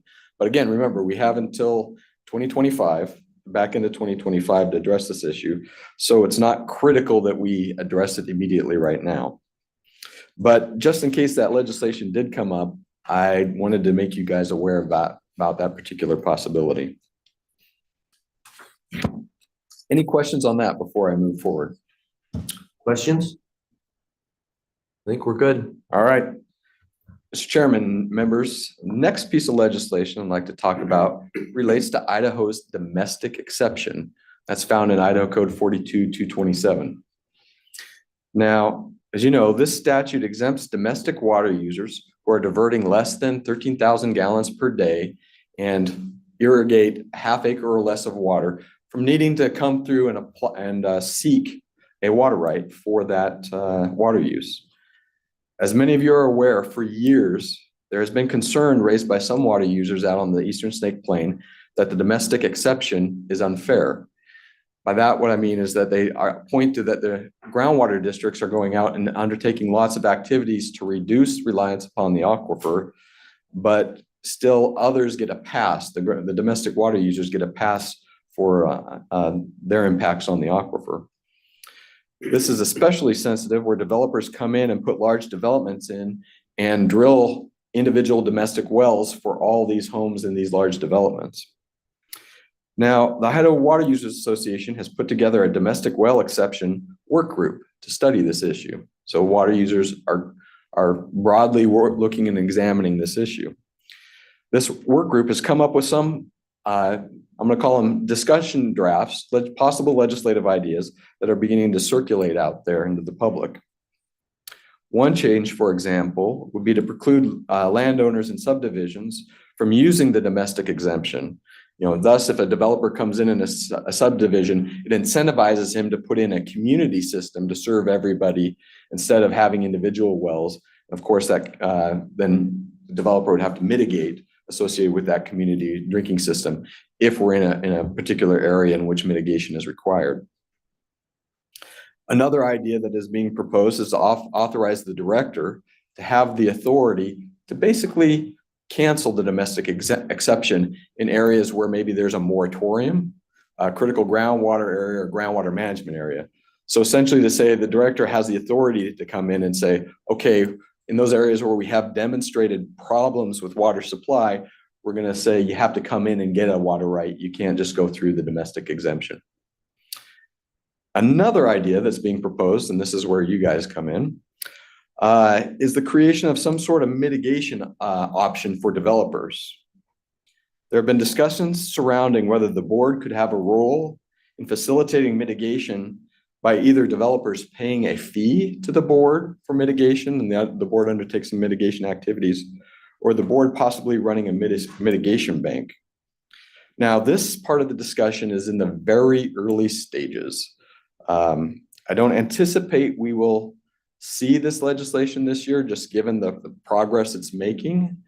But because this is out in the public and is being discussed about, thought it would be important to make you guys aware about these discussions.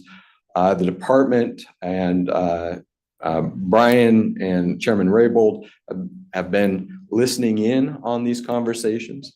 And so we'll be prepared to give you updates as we go along. But again, I just wanted to make you aware with regards to those discussions taking place, because you might hear about that out in the public. So there are other things out there, other pieces of legislation that are starting to circulate, but I don't think they've risen quite to the point that it's necessary to bring them to the board yet to talk about. Plus, I want to leave a little on the meat on the bone, so next time I have something to talk to you guys about as well. So Mr. Chairman, that's what my update today, and happy to stand for any questions. Okay, any questions for Garrett? Okay, I think we need to watch that domestic thing very carefully, that the developers don't get the idea they can just pass a few bucks off to the water board and and make that a water board problem. Agree. Without a solution. Okay, all right, Thank you, thank you. everybody. Okay. I might suggest a break. Okay, I think we're doing very, very well on our agenda, so maybe we've entitled ourselves to a 10, 15-minute break. Yeah. Okay, we're in recess.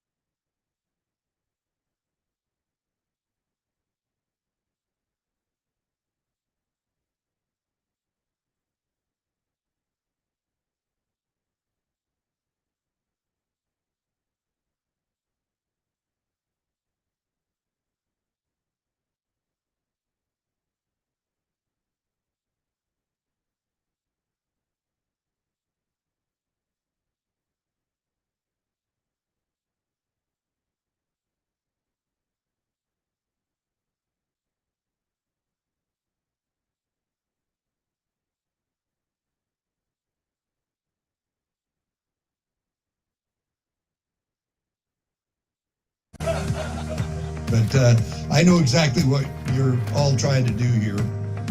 The idea is to pour water into the recharge basins to enhance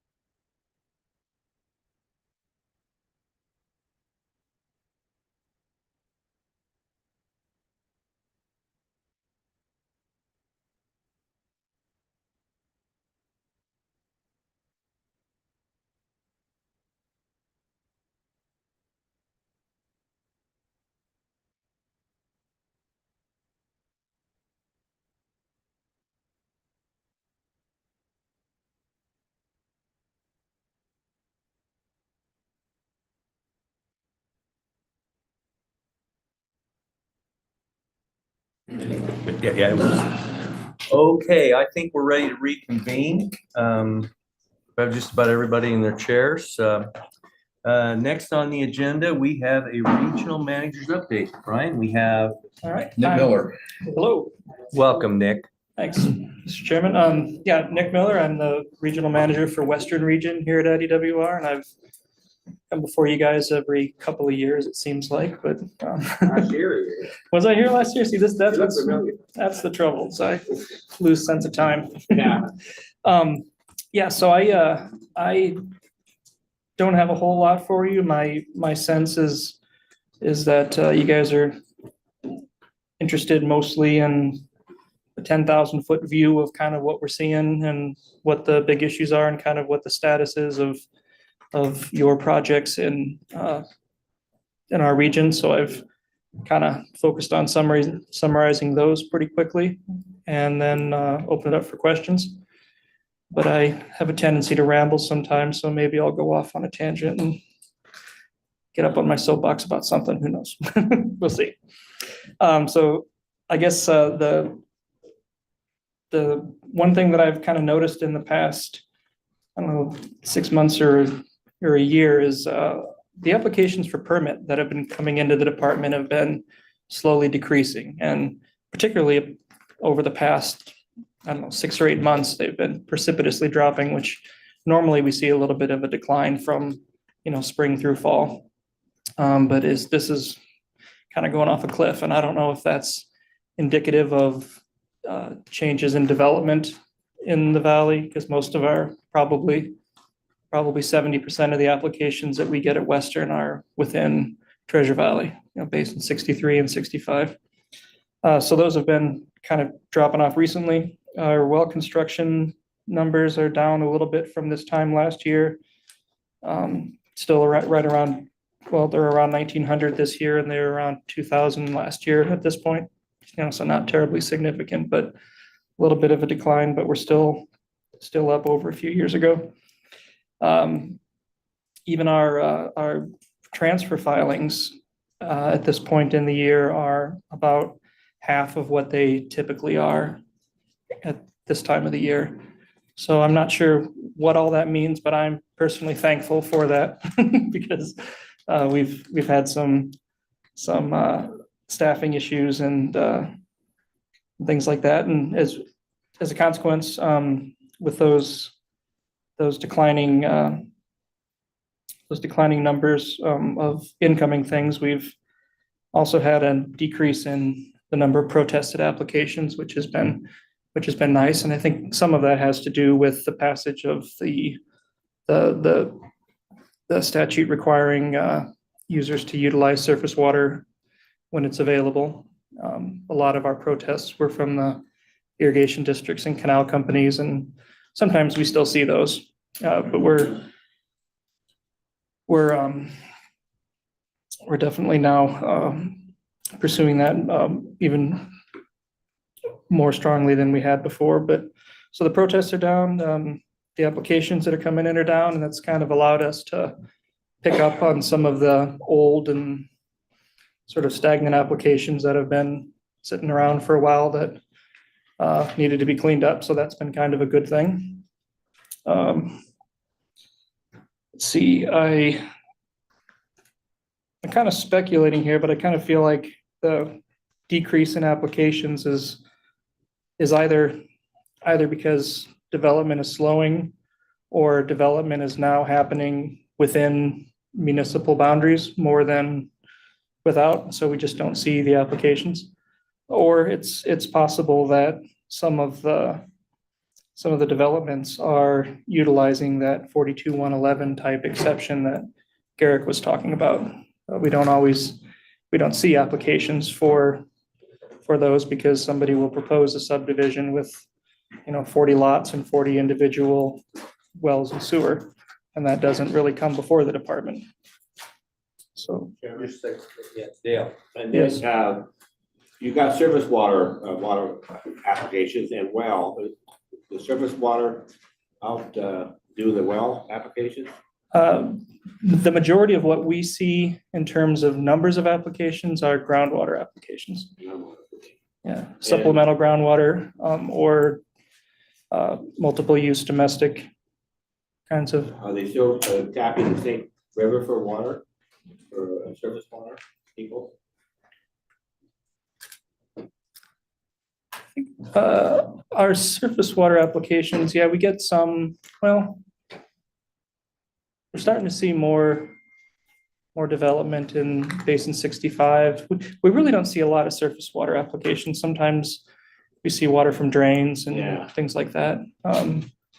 We see a few, we're still seeing some large applications down in the lower Boise for like wildlife hunting, field flooding, off-season kind of stuff. See quite a bit of that. So that's still going on. So I guess with that in mind, the other thing that's happened, as you guys I'm sure are very aware of, is the revised Snake River Basin moratorium that's happened, and that's put a stop on most of our applications in the Trustwater area, but there are, I think, 3-ish applications out of the Snake River that we're moving forward on. One of them, of course, is the Mountain Home Air Force Base application that has come out of advertising with a couple of protests, and we're in the process of scheduling a conference, initial conferences on that. Another one is an older, like I said, in order of priority, there was an older application from Grandview Mutual Canal Company that they were asking for 37 CFS out of the Snake River, and we denied that. Now they've come back and challenged, and we're trying to find a way to either decide if we can modify that in a way that still helps them accomplish what they need to do within the moratorium and within the bounds of the Trustwater rules and things like that. And that had to kind of come first because it was a 37 CFS application, and we knew, like, the Air Force Base application was coming down the line that was gonna need to be moving along, and Elmore County has their application that's gonna need to be moving along, and all of those are in the river where they can be regulated and are allowed to be approved under the moratorium under certain conditions. And so we're moving a few of those along. The other significant applications, Basin 65, the Lake Reservoir Company and the Bureau of Reclamation filed refill applications for their reservoirs in the Payette Basin, and those have come out of advertising surprisingly with no protests, which because they were modeled after the Boise refill applications, which are kind of novel and don't really mesh very well with the statutory criteria for water right appropriations. And so these are going to be kind of interesting to work through some of the questions of how to structure those and move those forward. The other large one, I guess IMAP, is the Integrated Municipal Application Package, Veolia Water now. I guess that's all the sort of issues have been largely resolved, and now we're down to just working out the practical administrative matters of making sure that we can actually make these changes to the 100 and some water rights in a way that isn't going to result in a whole bunch of errors and all that kind of stuff, because it's such a large project and a lot of room for issues with losing some details there. So we're still working on that. Other than that, things that have been kind of cropping up a little bit is distribution issues, as particularly in Basin 65 is it's becoming more developed, as I'm sure Neil can attest to. You know, we're getting some more complaints up there, and there's a little bit more conflict over water, particularly in the North Fork and the Upper Basin, and the district is expanding their administration. So we've been lending support to them, helping them inventory diversions and find out who's using water and how best to move forward to bring all those people into administration. Other water districts, Jordan Valley is coming into administration. We've got a water master there and a pretty good handle on what the water use is, and we're expecting a delivery call there next year, and probably measuring device order. The Weezer, same kind of thing, still working on bringing people into compliance with measuring devices. In the Boise, I think they got a pretty good handle on delivery above the reservoir, but that's still an evolving thing.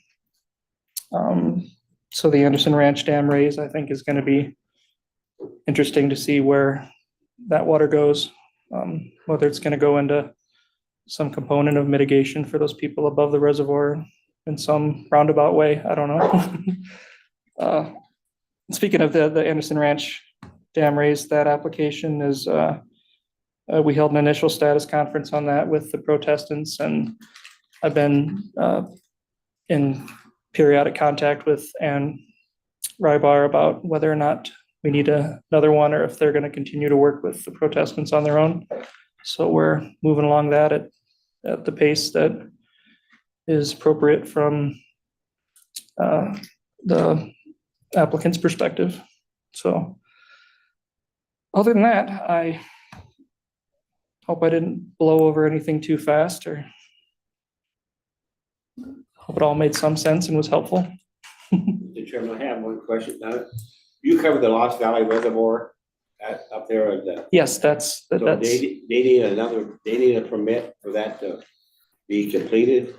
They have an application to raise that dam and store additional water that has been on file since, I want to say, the early 2000s, maybe. So it hasn't been approved yet, though. It has not been approved. It's still protested by the Forest Service. Okay, so how long can it stay in that status? That's always the question, isn't it? So you guys have your Galloway application, which by statute, you can basically get indefinite extensions to develop it, and we can pretty much hold it indefinitely. They don't have that benefit, but for large, complicated applications like this, we do oftentimes hold things for a while they work out some of the issues, if they're large and important and things like that. But you're right, there's going to come a time where it's just got to pull the plug. I don't know when that's going to be or what's going to trigger that, but we've got other things we're working on. We still have conversations with it, so Yeah. it's still alive. Yeah, I understand they might have gotten a cost share from you guys to do a study recently. But I hear some things trickle in occasionally, but I'm normally not too much in the loop on that, so. Okay, board members, any other questions? Brian? Mr. Chairman, Nick, you mentioned the large application for Veolia. Veolia? Yeah, Veolia. Yes. Right. Is that Boise River diversion, or is it annexation, or what? Nope, that's, we call it IMAP, and that's an acronym for the Integrated Municipal Application Package, I believe. So they filed a transfer for their 100 and some water rights. That's the Integrated Municipal Application to basically put all of their water rights on all of their wells and change some of them to raffins from non-raffins. And it's been going on since, gosh, I don't even know when that was filed, maybe before I even started with the department. I started in 2005. But it's a very large, complicated project that's been ongoing, and More than I need to know. Yeah. Probably, so Okay. I like your answer. all right. So, Mr. Chairman, Brian, that's a application. They've got individual water rights for all of their wells. Yeah. And they want to be able to pump water from one well.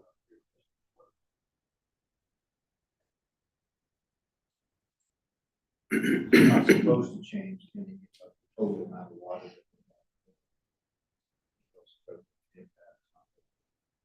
Other local wells by changing pumping.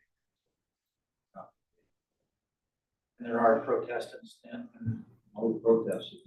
Yep, yeah, all the protests have been resolved, and my understanding is the department has gone through its evaluation of the application and gotten the information, all the information that we need, and it's, at this point, it's sort of an administrative matter to fold everything together into actual water rights that have these changes and the conditions and everything that was agreed to throughout this process. So. Joanne? Mr. Chair, are you notified when domestic wells go dry? We, not directly. I mean, we may get, as an agency, somebody might, call and speak to one of our agents and say they've got a problem, or speak to our well inspector. And sometimes we go out and we look at the well. But I would say more often than not, if somebody has a problem with their well, they'll call a well driller to come out and pull their pump and figure out what's going on. So we don't have very good numbers on, what's going on. And then there's a lot of things that can happen to people's wells. A lot of these subdivisions, were developed outside of city limits and are on individual wells back in the 70s, 80s, and 90s. And of course, people put in the cheapest well they wanted to without a screen or anything. And the change to urbanization from flood irrigation farming has kind of changed water levels in some areas, and development in other areas have changed the water levels, and the wells just get old, and they start to fail. And what I kind of noticed when we had a couple of years in a row of drought there, we were getting a lot of phone calls and a lot of complaints about people's wells going dry. But there was only, to my recollection of the people that I dealt with, several dozen people, there's only one well that actually went dry, where we went out there and measured the water level, and his 75-foot deep well was no longer accessing water. In a lot of cases, what happens is the water levels go down, so the pumping lift is increased, and that stresses the pumps, and so the pumps that are old kind of fail, or people have to lower their pump, and they get down towards the bottom where they start pumping sand, and then since the wells are constructed without screens, they cave in. So it's when the water levels start to drop on these aging wells, they fail for a variety of reasons, and sometimes they aren't actually failing, but they heard their neighbor's well goes dry, and then they have a problem with their system, and come calling saying their well went dry, and calling reporters and getting on the news and everything. And in reality, it was just an operational issue where somebody didn't turn a valve in their subdivision like they were supposed to, as an example, anecdotally. If somebody wants to replace a domestic well or deepen an existing well, do they have to have a drilling permit for that? They do, yes. Yeah, and so we could probably go through and get kind of a sense of, how many wells are being repaired or replaced, but it's fairly difficult with these domestic wells because many of them were drilled and we just didn't have a record of them to begin with. So we don't know if it's a new well or an existing well. I thought about what it would take to come up with that kind of an estimate, and it would take quite a bit of work to come up with anything that has any backing, and even then, I don't think it would be a very valuable estimate. Okay. Any other questions? Mr. Chairman, Dale? one more from Nick. Do you get protests on well permits? For well construction permits? No, there's not an opportunity for that. There's no opportunity for a protest. No, not that I'm aware of. We get protests on water right applications to use water out of wells. Okay, well, that's where I was going with that. Yeah, and in most cases, if somebody's filing an application for a water right, it's for something larger than the domestic exemption. And so we don't give the drilling permit until after the water right has been approved. But for a domestic use, they establish the water right by drilling the well and putting the water to beneficial use. Then they get a permit. So they get a construction permit from us, which is just a start card. It's basically a notification to us that someone's going to drill a well. And we have, not a whole lot of not a whole lot of recourse as far as, evaluating that and telling them, hold off. Of course, if it's in a critical groundwater area, we don't get the start cards. They have to file a long form and a prospectus that gets review and things like that. But most of the time for these domestic wells, the drilling community, they get things scheduled out and they call us in at 5 or 6 in the morning and send in their start card and say, they're going to be putting in the seal by noon. So our inspector needs to be out there. So not a lot of opportunity for review. Okay. All right, thank you very much. We appreciate your efforts over here on the western side of the state. There's a lot going on and appreciate you and your staff. Thank you, Mr. Chairman. Okay. Thank you. Next, we have a Swan Falls minimum flows update. Yeah, Sean Vincent, hydrology section manager, will provide a review of what's been going on with the minimum flows at Swan Falls and the Murphy gauging station over this last year.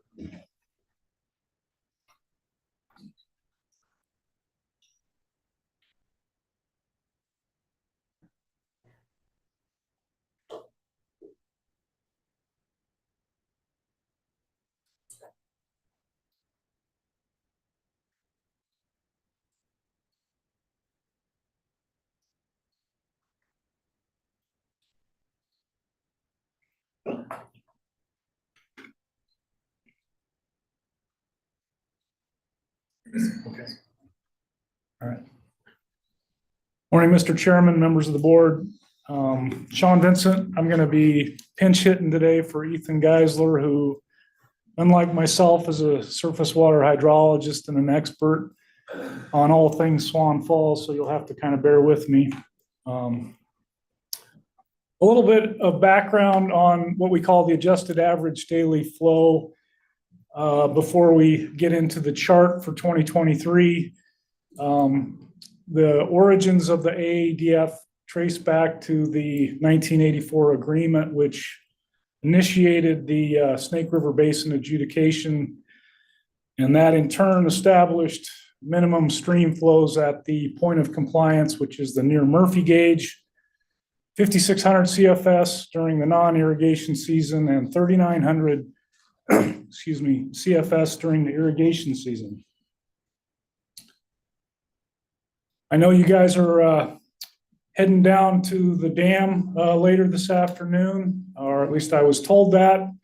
I thought I'd take the opportunity to show you the new and old gauge sites. I don't know that you'll make it to see those, but I did want to point out that we moved the gauge location from where it was in 1984. On the left is the original gauge location. It's in a wide section of the Snake River, really shallow. It's prone to aquatic growth because of that. And as a result of that, there was growth and die-off of aquatic plants, which caused the rating curve to be really shifty. And so we got really unreliable measurements of the stream flow at that location. Despite a long period of record, we decided to move it. We worked with the USGS and Idaho Power Company, and we officially moved that location in 1987. You can't see it very well in that picture on the right, but the new location is a bedrock constriction. It's really deep. As a result, there's very little plant growth. It's not shifty. It's rock solid. There's a good control. We get good measurements from the new location. And this Google Earth image just shows where you're going to be today, Swan Falls Dam, and then downstream, a little less than a mile, is the new gauge site. And 4.2 miles downstream from the dam is the original gauge site, again, in that wide section of river.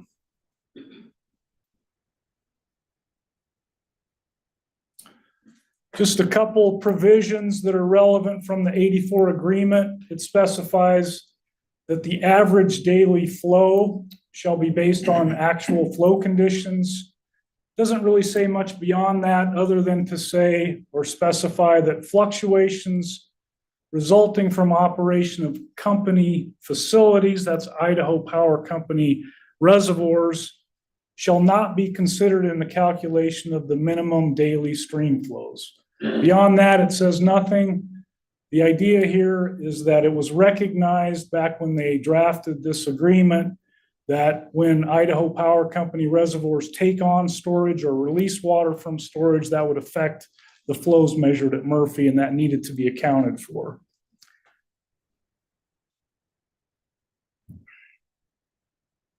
And so then in 2012, a technical working group was established, and our first assignment was to figure out how to compute those average daily flows. And we published a protocol in 2014 for how to compute what we called the adjusted average daily flow. And in summary, there's several steps. We use reservoir stage measurements to determine the daily storage change for each of 4 upstream Idaho Power Company reservoirs. And this map shows the reach from Milner to Murphy. And just upstream of Murphy, we have Swan Falls Dam and Reservoir, then CJ Strike, moving further upstream, Bliss Dam and Lower Salmon Falls. So those are the reservoirs that we're concerned with. Oh, question. Sorry, I was looking wrong at the chart there. It's fine. Okay now. And this table shows some statistics for those 4 reservoirs in terms of capacity. CJ Strike is by far the largest with 250,000 acre feet of capacity. And with all that capacity, it also has the biggest potential to affect the daily flow measurement at Swan Falls. Although Swan Falls Reservoir, which is much smaller, does have big surface area, and the permissible stage adjustment with the FERC license is bigger, and so it also has a pretty good potential to affect the flows at Murphy. Next step in the calculation is to convert the storage changes in each of those reservoirs into an equivalent flow rate.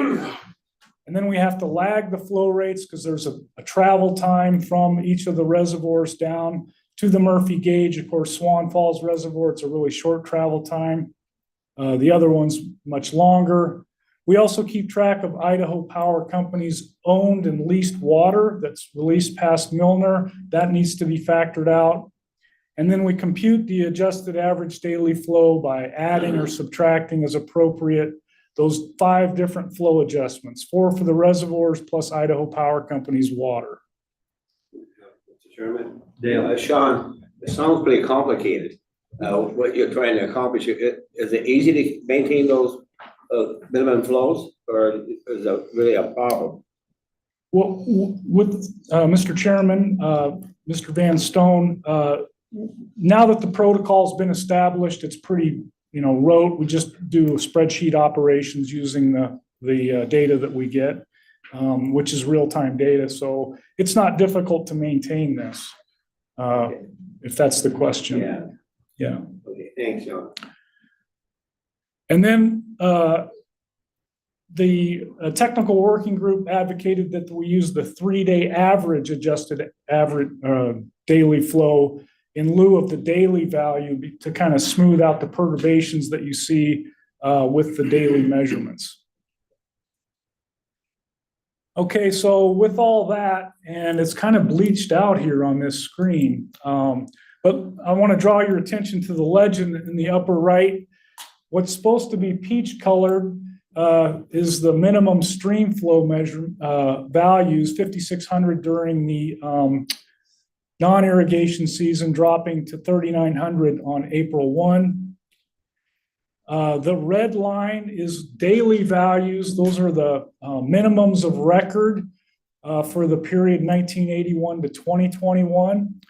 The green line is the median of record for that same time frame. The bright blue is the Snake River. Those are daily values that were measured in 2023. The gray line, which is at the bottom of the plot, you can see is the releases past Milner, which we had a couple hundred CFS this last winter. And then in the summer, we had a couple blocks, and I'll talk about those in a second. And then lastly, the adjusted average daily flow, the 3-day average, which is what we're really tracking the most closely, is the dark black line. And so presented with this, I tried to kind of do a little interpretation for you. And I broke it up into different time segments. The first time segment from January 1 until kind of the irrigation season gets started there, we're more or less trending along the minimum flows of record, which is maybe not where we want to be ideally, although we were above the 5,600 minimum throughout that time period. The second time frame is from maybe the beginning of April on out into June, and you can see that both the daily and the 3-day average flows were more along the lines of the median of record. And I think what was going on there is we had a cool spring with a lot of snowpack, delayed runoff, and so it pushed the flows up above the minimum values closer to the median values, which I think was kind of more where we'd like to be. Then we had flow log releases beginning in mid-June. This is the Bureau of Reclamation's flow augmentation, and that pushed both the daily and the 3-day average up above the median. So we were cruising along there, thousands of CFS above the median, which felt great for a while. They release those flow log, that's about 3,000 CFS. When flow log ended, Idaho Power Company then, began their releases of storage from American Falls Reservoir. They released 43,000 acre feet this year. And so we dropped from 3,000 CFS past Milner to 1,500 CFS. And as a result of that change, we ended up going right back down below the medians, closer to the minimums of record. And then when Idaho Power storage ran out in late July, we're on this last trend, sort of bouncing between the minimum of record and the median of record. And currently we're sitting at 6,500, 7,000 CFS, which is above the minimums for this time of year, but not excessively so. Sean, before you leave that slide, there's quite a bit of difference between the Murphy gauge and the 3-day adjusted average during the Idaho Power storage. Why is that so far off? Yeah, Mr. Chairman, good question. Do I need to wait for Ethan to come and answer that for me? No, I'll try. So that's a good question, and I meant to drive that home, but that again is that adjustment that we do. That's Idaho Power water, so it's to be subtracted off before we compute the 3-day average. So you see differences like that when there's big changes in reservoir contents or when Idaho Power is releasing their own water. That's a correction of the data, not okay. That's that right. Makes sense now. Thank Yep. you. Good question. Just a few backup charts. As I mentioned, this is Water District 2 diversions earlier in the year, the start of irrigation.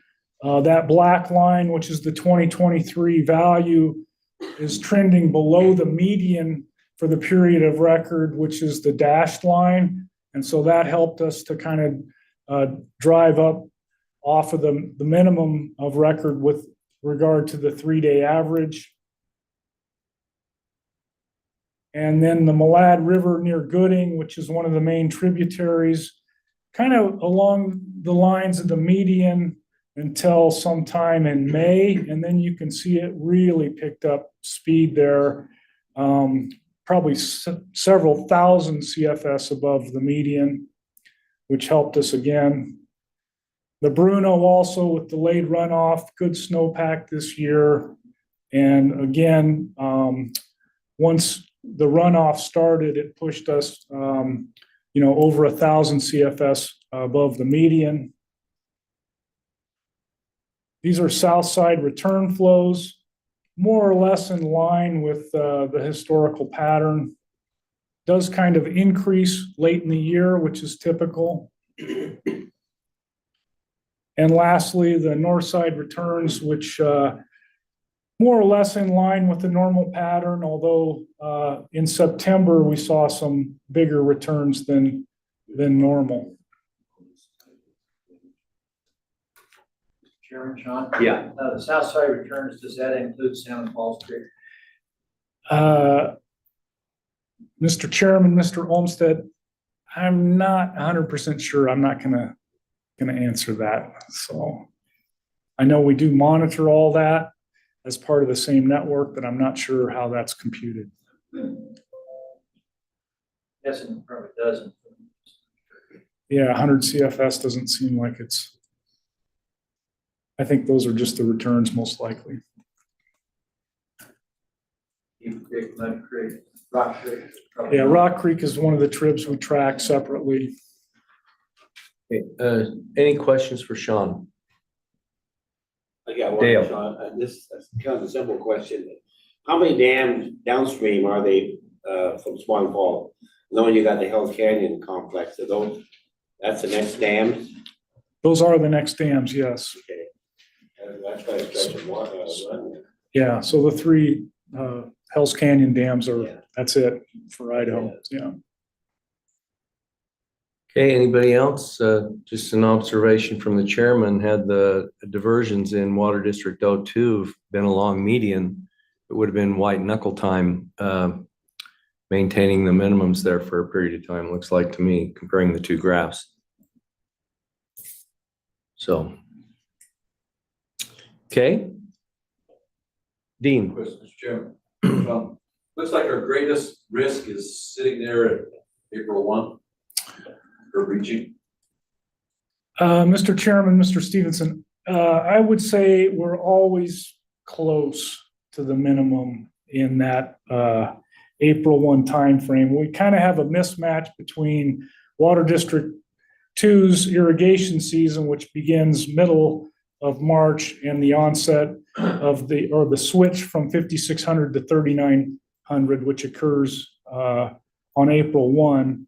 And if you look there at the historical data, back in 2015, there was a period of time where we had several days that actually dropped below the 5,600 minimum flow. Right there, I think it was on the 28th and 29th, something like that. Okay, anything else? All right, I think you did great, and Mr. Geisler owes you one. Yes, he does. Thank you. Okay, Have a great trip this afternoon. okay, we will. Okay, board members, are there any non-action items for discussion? Brian, you have anything else you want to bring up during the work session? No, sir. Beth? Dale? Mark?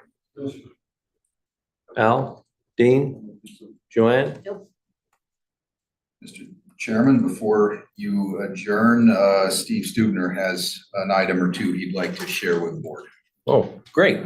Okay, Steve. Yeah. Good morning. I just wanted to share really briefly the first elevated PR event we had with Governor Little on Enterprise Canal on Thursday, November 4th, over outside of Idaho Falls. And we just got a 5-minute video that we can share, but it was just great to get that event under our belt. There were actually quite a few things to do by way of prep. And now I have a better sense of the full punch list in terms of media outreach, program coordination with the governor's office on the program. Wanted to thank Mark and Brian for being there. And then the governor's office had an opinion on who should open the festivities and so forth, and happy to follow that. And then we also, it's just great working with Daryl Kerr. We needed a tent because the weather was going to be dicey on Thursday a little bit. We did have rain that morning, but it did stop raining by the time we had the event, which was nice. But he arranged for a rental tent. He had a floor. We borrowed a podium from the LDS church across the street. He had a friend show up with a PA system. I mean, I'm never going to go anywhere else in the state and have that level of support like we had from Daryl. It was just fantastic. Plus Eastern Region helped build the new water signs that we had. And so they had to go to Home Depot, get the 4x4 posts, get those bolted onto the signs. And then Daryl has a son that's an excavation contractor. So he had the auger all attached on that on Wednesday morning. We brought the signs out. We put in 2 signs in like 15 minutes by the recharge basin and then put out 2 more by the pipeline. And I brought 4 over in my car. So that all worked good. So anyway, it was just, and then a handout for the event. We're doing these project profiles for all the aging infrastructure grant projects plus regional projects. I'm trying to keep pace with those as they kind of come online and they're ripe to be written up. And that was really nice just to have that 1-pager, 2-sided to hand out to all the guests who were there. Also available to the speakers and the governor if they wanted to refer to that. So anyway, it just felt really good about it. And we had all the media show up. And when the Governor Little comes to an event like that, there's no doubt all the media is going to show up. It makes my job a lot easier in that regard. And so we got a lot of good TV and print coverage. And then I did this 5-minute video for us, as well as sharing in social media. Governor, water users, and folks like that can share this out anytime they want. And this will be there. We're going to do more of these as we go. Anyway, maybe we could just play the video and people could see the remarks.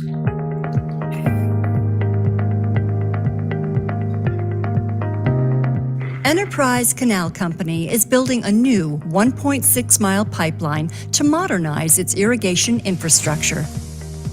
It's also building 3 aquifer recharge basins to enhance the eastern Snake Plain aquifer. Idaho Governor Brad Little toured these new leading Idaho water projects to underscore their value to the state of Idaho. I want to thank the board and the Enterprise Canal Company for making this investment. This project checks 3 different boxes. It improves water conservation, it enhances water reliability, and increases our ability to store and recharge water in the drought years. Enterprise received a $2.7 million aging infrastructure grant from the Idaho Water Resource Board to build the new irrigation pipeline. The pipeline is expected to conserve 5,125 acre-feet of water per year. 1 acre-foot of water is equal to 1 acre of land flooded to the depth of 1 foot. Enterprise also received $5 million in federal ARPA funds from the Idaho Water Resource Board to develop the trio of recharge basins. I come from an agricultural background, but in my life, we never built ponds that would leak. But I know exactly what you're all trying to do here. The idea is to pour water into the recharge basins to enhance the eastern Snake Plain aquifer. High demand for water across southern Idaho is overdrafting the aquifer by about 200,000 acre-feet per year. The eastern Snake Plain aquifer extends from St. Anthony to Hagerman. It provides water for irrigating crops, drinking water for communities, water for business and industry, and fresh spring water for the largest rainbow trout farms in America. So we need at least 20 sites like this, maybe 30 or 40. It's a win-win for everybody. The 3 recharge basins will have the potential to send 5,700 acre-feet of water into the ESPA each year if surplus flows are available. Those recharge flows will add capacity to the Idaho Water Resource Board's recharge program overall. The board seeks to recharge 250,000 acre-feet of water into the ESPA each year to help restore the aquifer. On behalf of myself and others in the community, Governor Little, you have literally set a high standard, and we see your vision, and we're here to help you fulfill that vision. Healthy aquifers benefit all who live, work, and farm and tour here. This valley is where we raise children on family farms, where we provide for our families. Governor Little noted that the Water Board has received $450 million in federal ARPA funds and state surplus funds over the last 5 years to modernize water infrastructure statewide. The board created the Aging Infrastructure Grant Program for that purpose. It has funded 19 grant projects to improve water sustainability in Idaho so far, with more to come. We have done some incredible things in the last few years, and for good reason. Things are changing. Profit margin in agriculture always continues to be under pressure, and we need to do better, faster, and probably most importantly, more sustainable, so that our children and grandchildren can be part of agriculture in Idaho.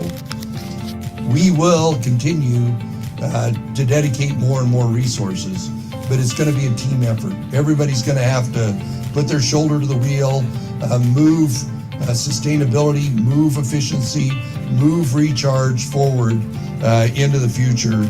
And it's going to be incredibly important. And on behalf of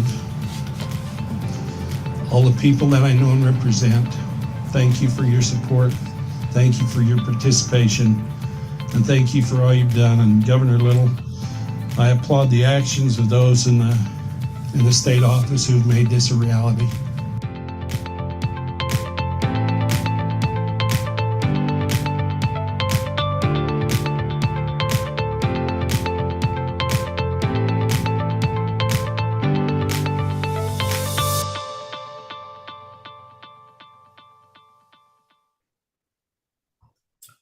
That was nice, Steve. Great, thank you. Okay, Brian. Chuck and Steve really did a nice job on that. And Daryl said a lot of good things, and he was real good. And Brad was so relaxed, just off script, and he cracked us all up, 3 or 4 times probably, Mark. I mean, really good. But the funniest thing was I watched 3 different Idaho Falls coverage of it, and one of them had it pegged at a capacity of 9 acre feet. One of them had it at 15,000 acre feet. And one of them took Hattie Zobach was the designer on it. She said it was 172 acre feet or something like that. But Brad said, we don't care how much it holds. We don't want to hold anything. It was well covered, but not always accurately. So More worried about how fast it empties than how much it holds. Yeah. And when I said we needed 30 more of them, there was at least 5 other canal managers there that all came to me and said, I've got one. And I said, we get in and talk to Wesley. So. Okay, all right, that's good. Good work. Thank you. Okay, one other thing, forgot to acknowledge at the first of the meeting. Our executive officer has a new title. He's the assistant director now. And I'm sure that and going right for a cup of coffee, you'll get him in almost any door. Okay, yeah. Buy dinner for everybody to celebrate his new job. Yeah, those chips you had earlier. My Chips Ahoy. Yeah. Okay, all right. Anything else? Okay, I think we're ahead of schedule, at least ahead of when the lunch is coming. Yes. Sorry we didn't drag things out to accommodate your schedule, Jennifer, but I think with that, we'll adjourn this meeting and maybe have a little bit of time to visit and do whatever, and then we'll have lunch, and then I guess proceed on the tour. Yeah, if I could just walk through the schedule here for the next little bit.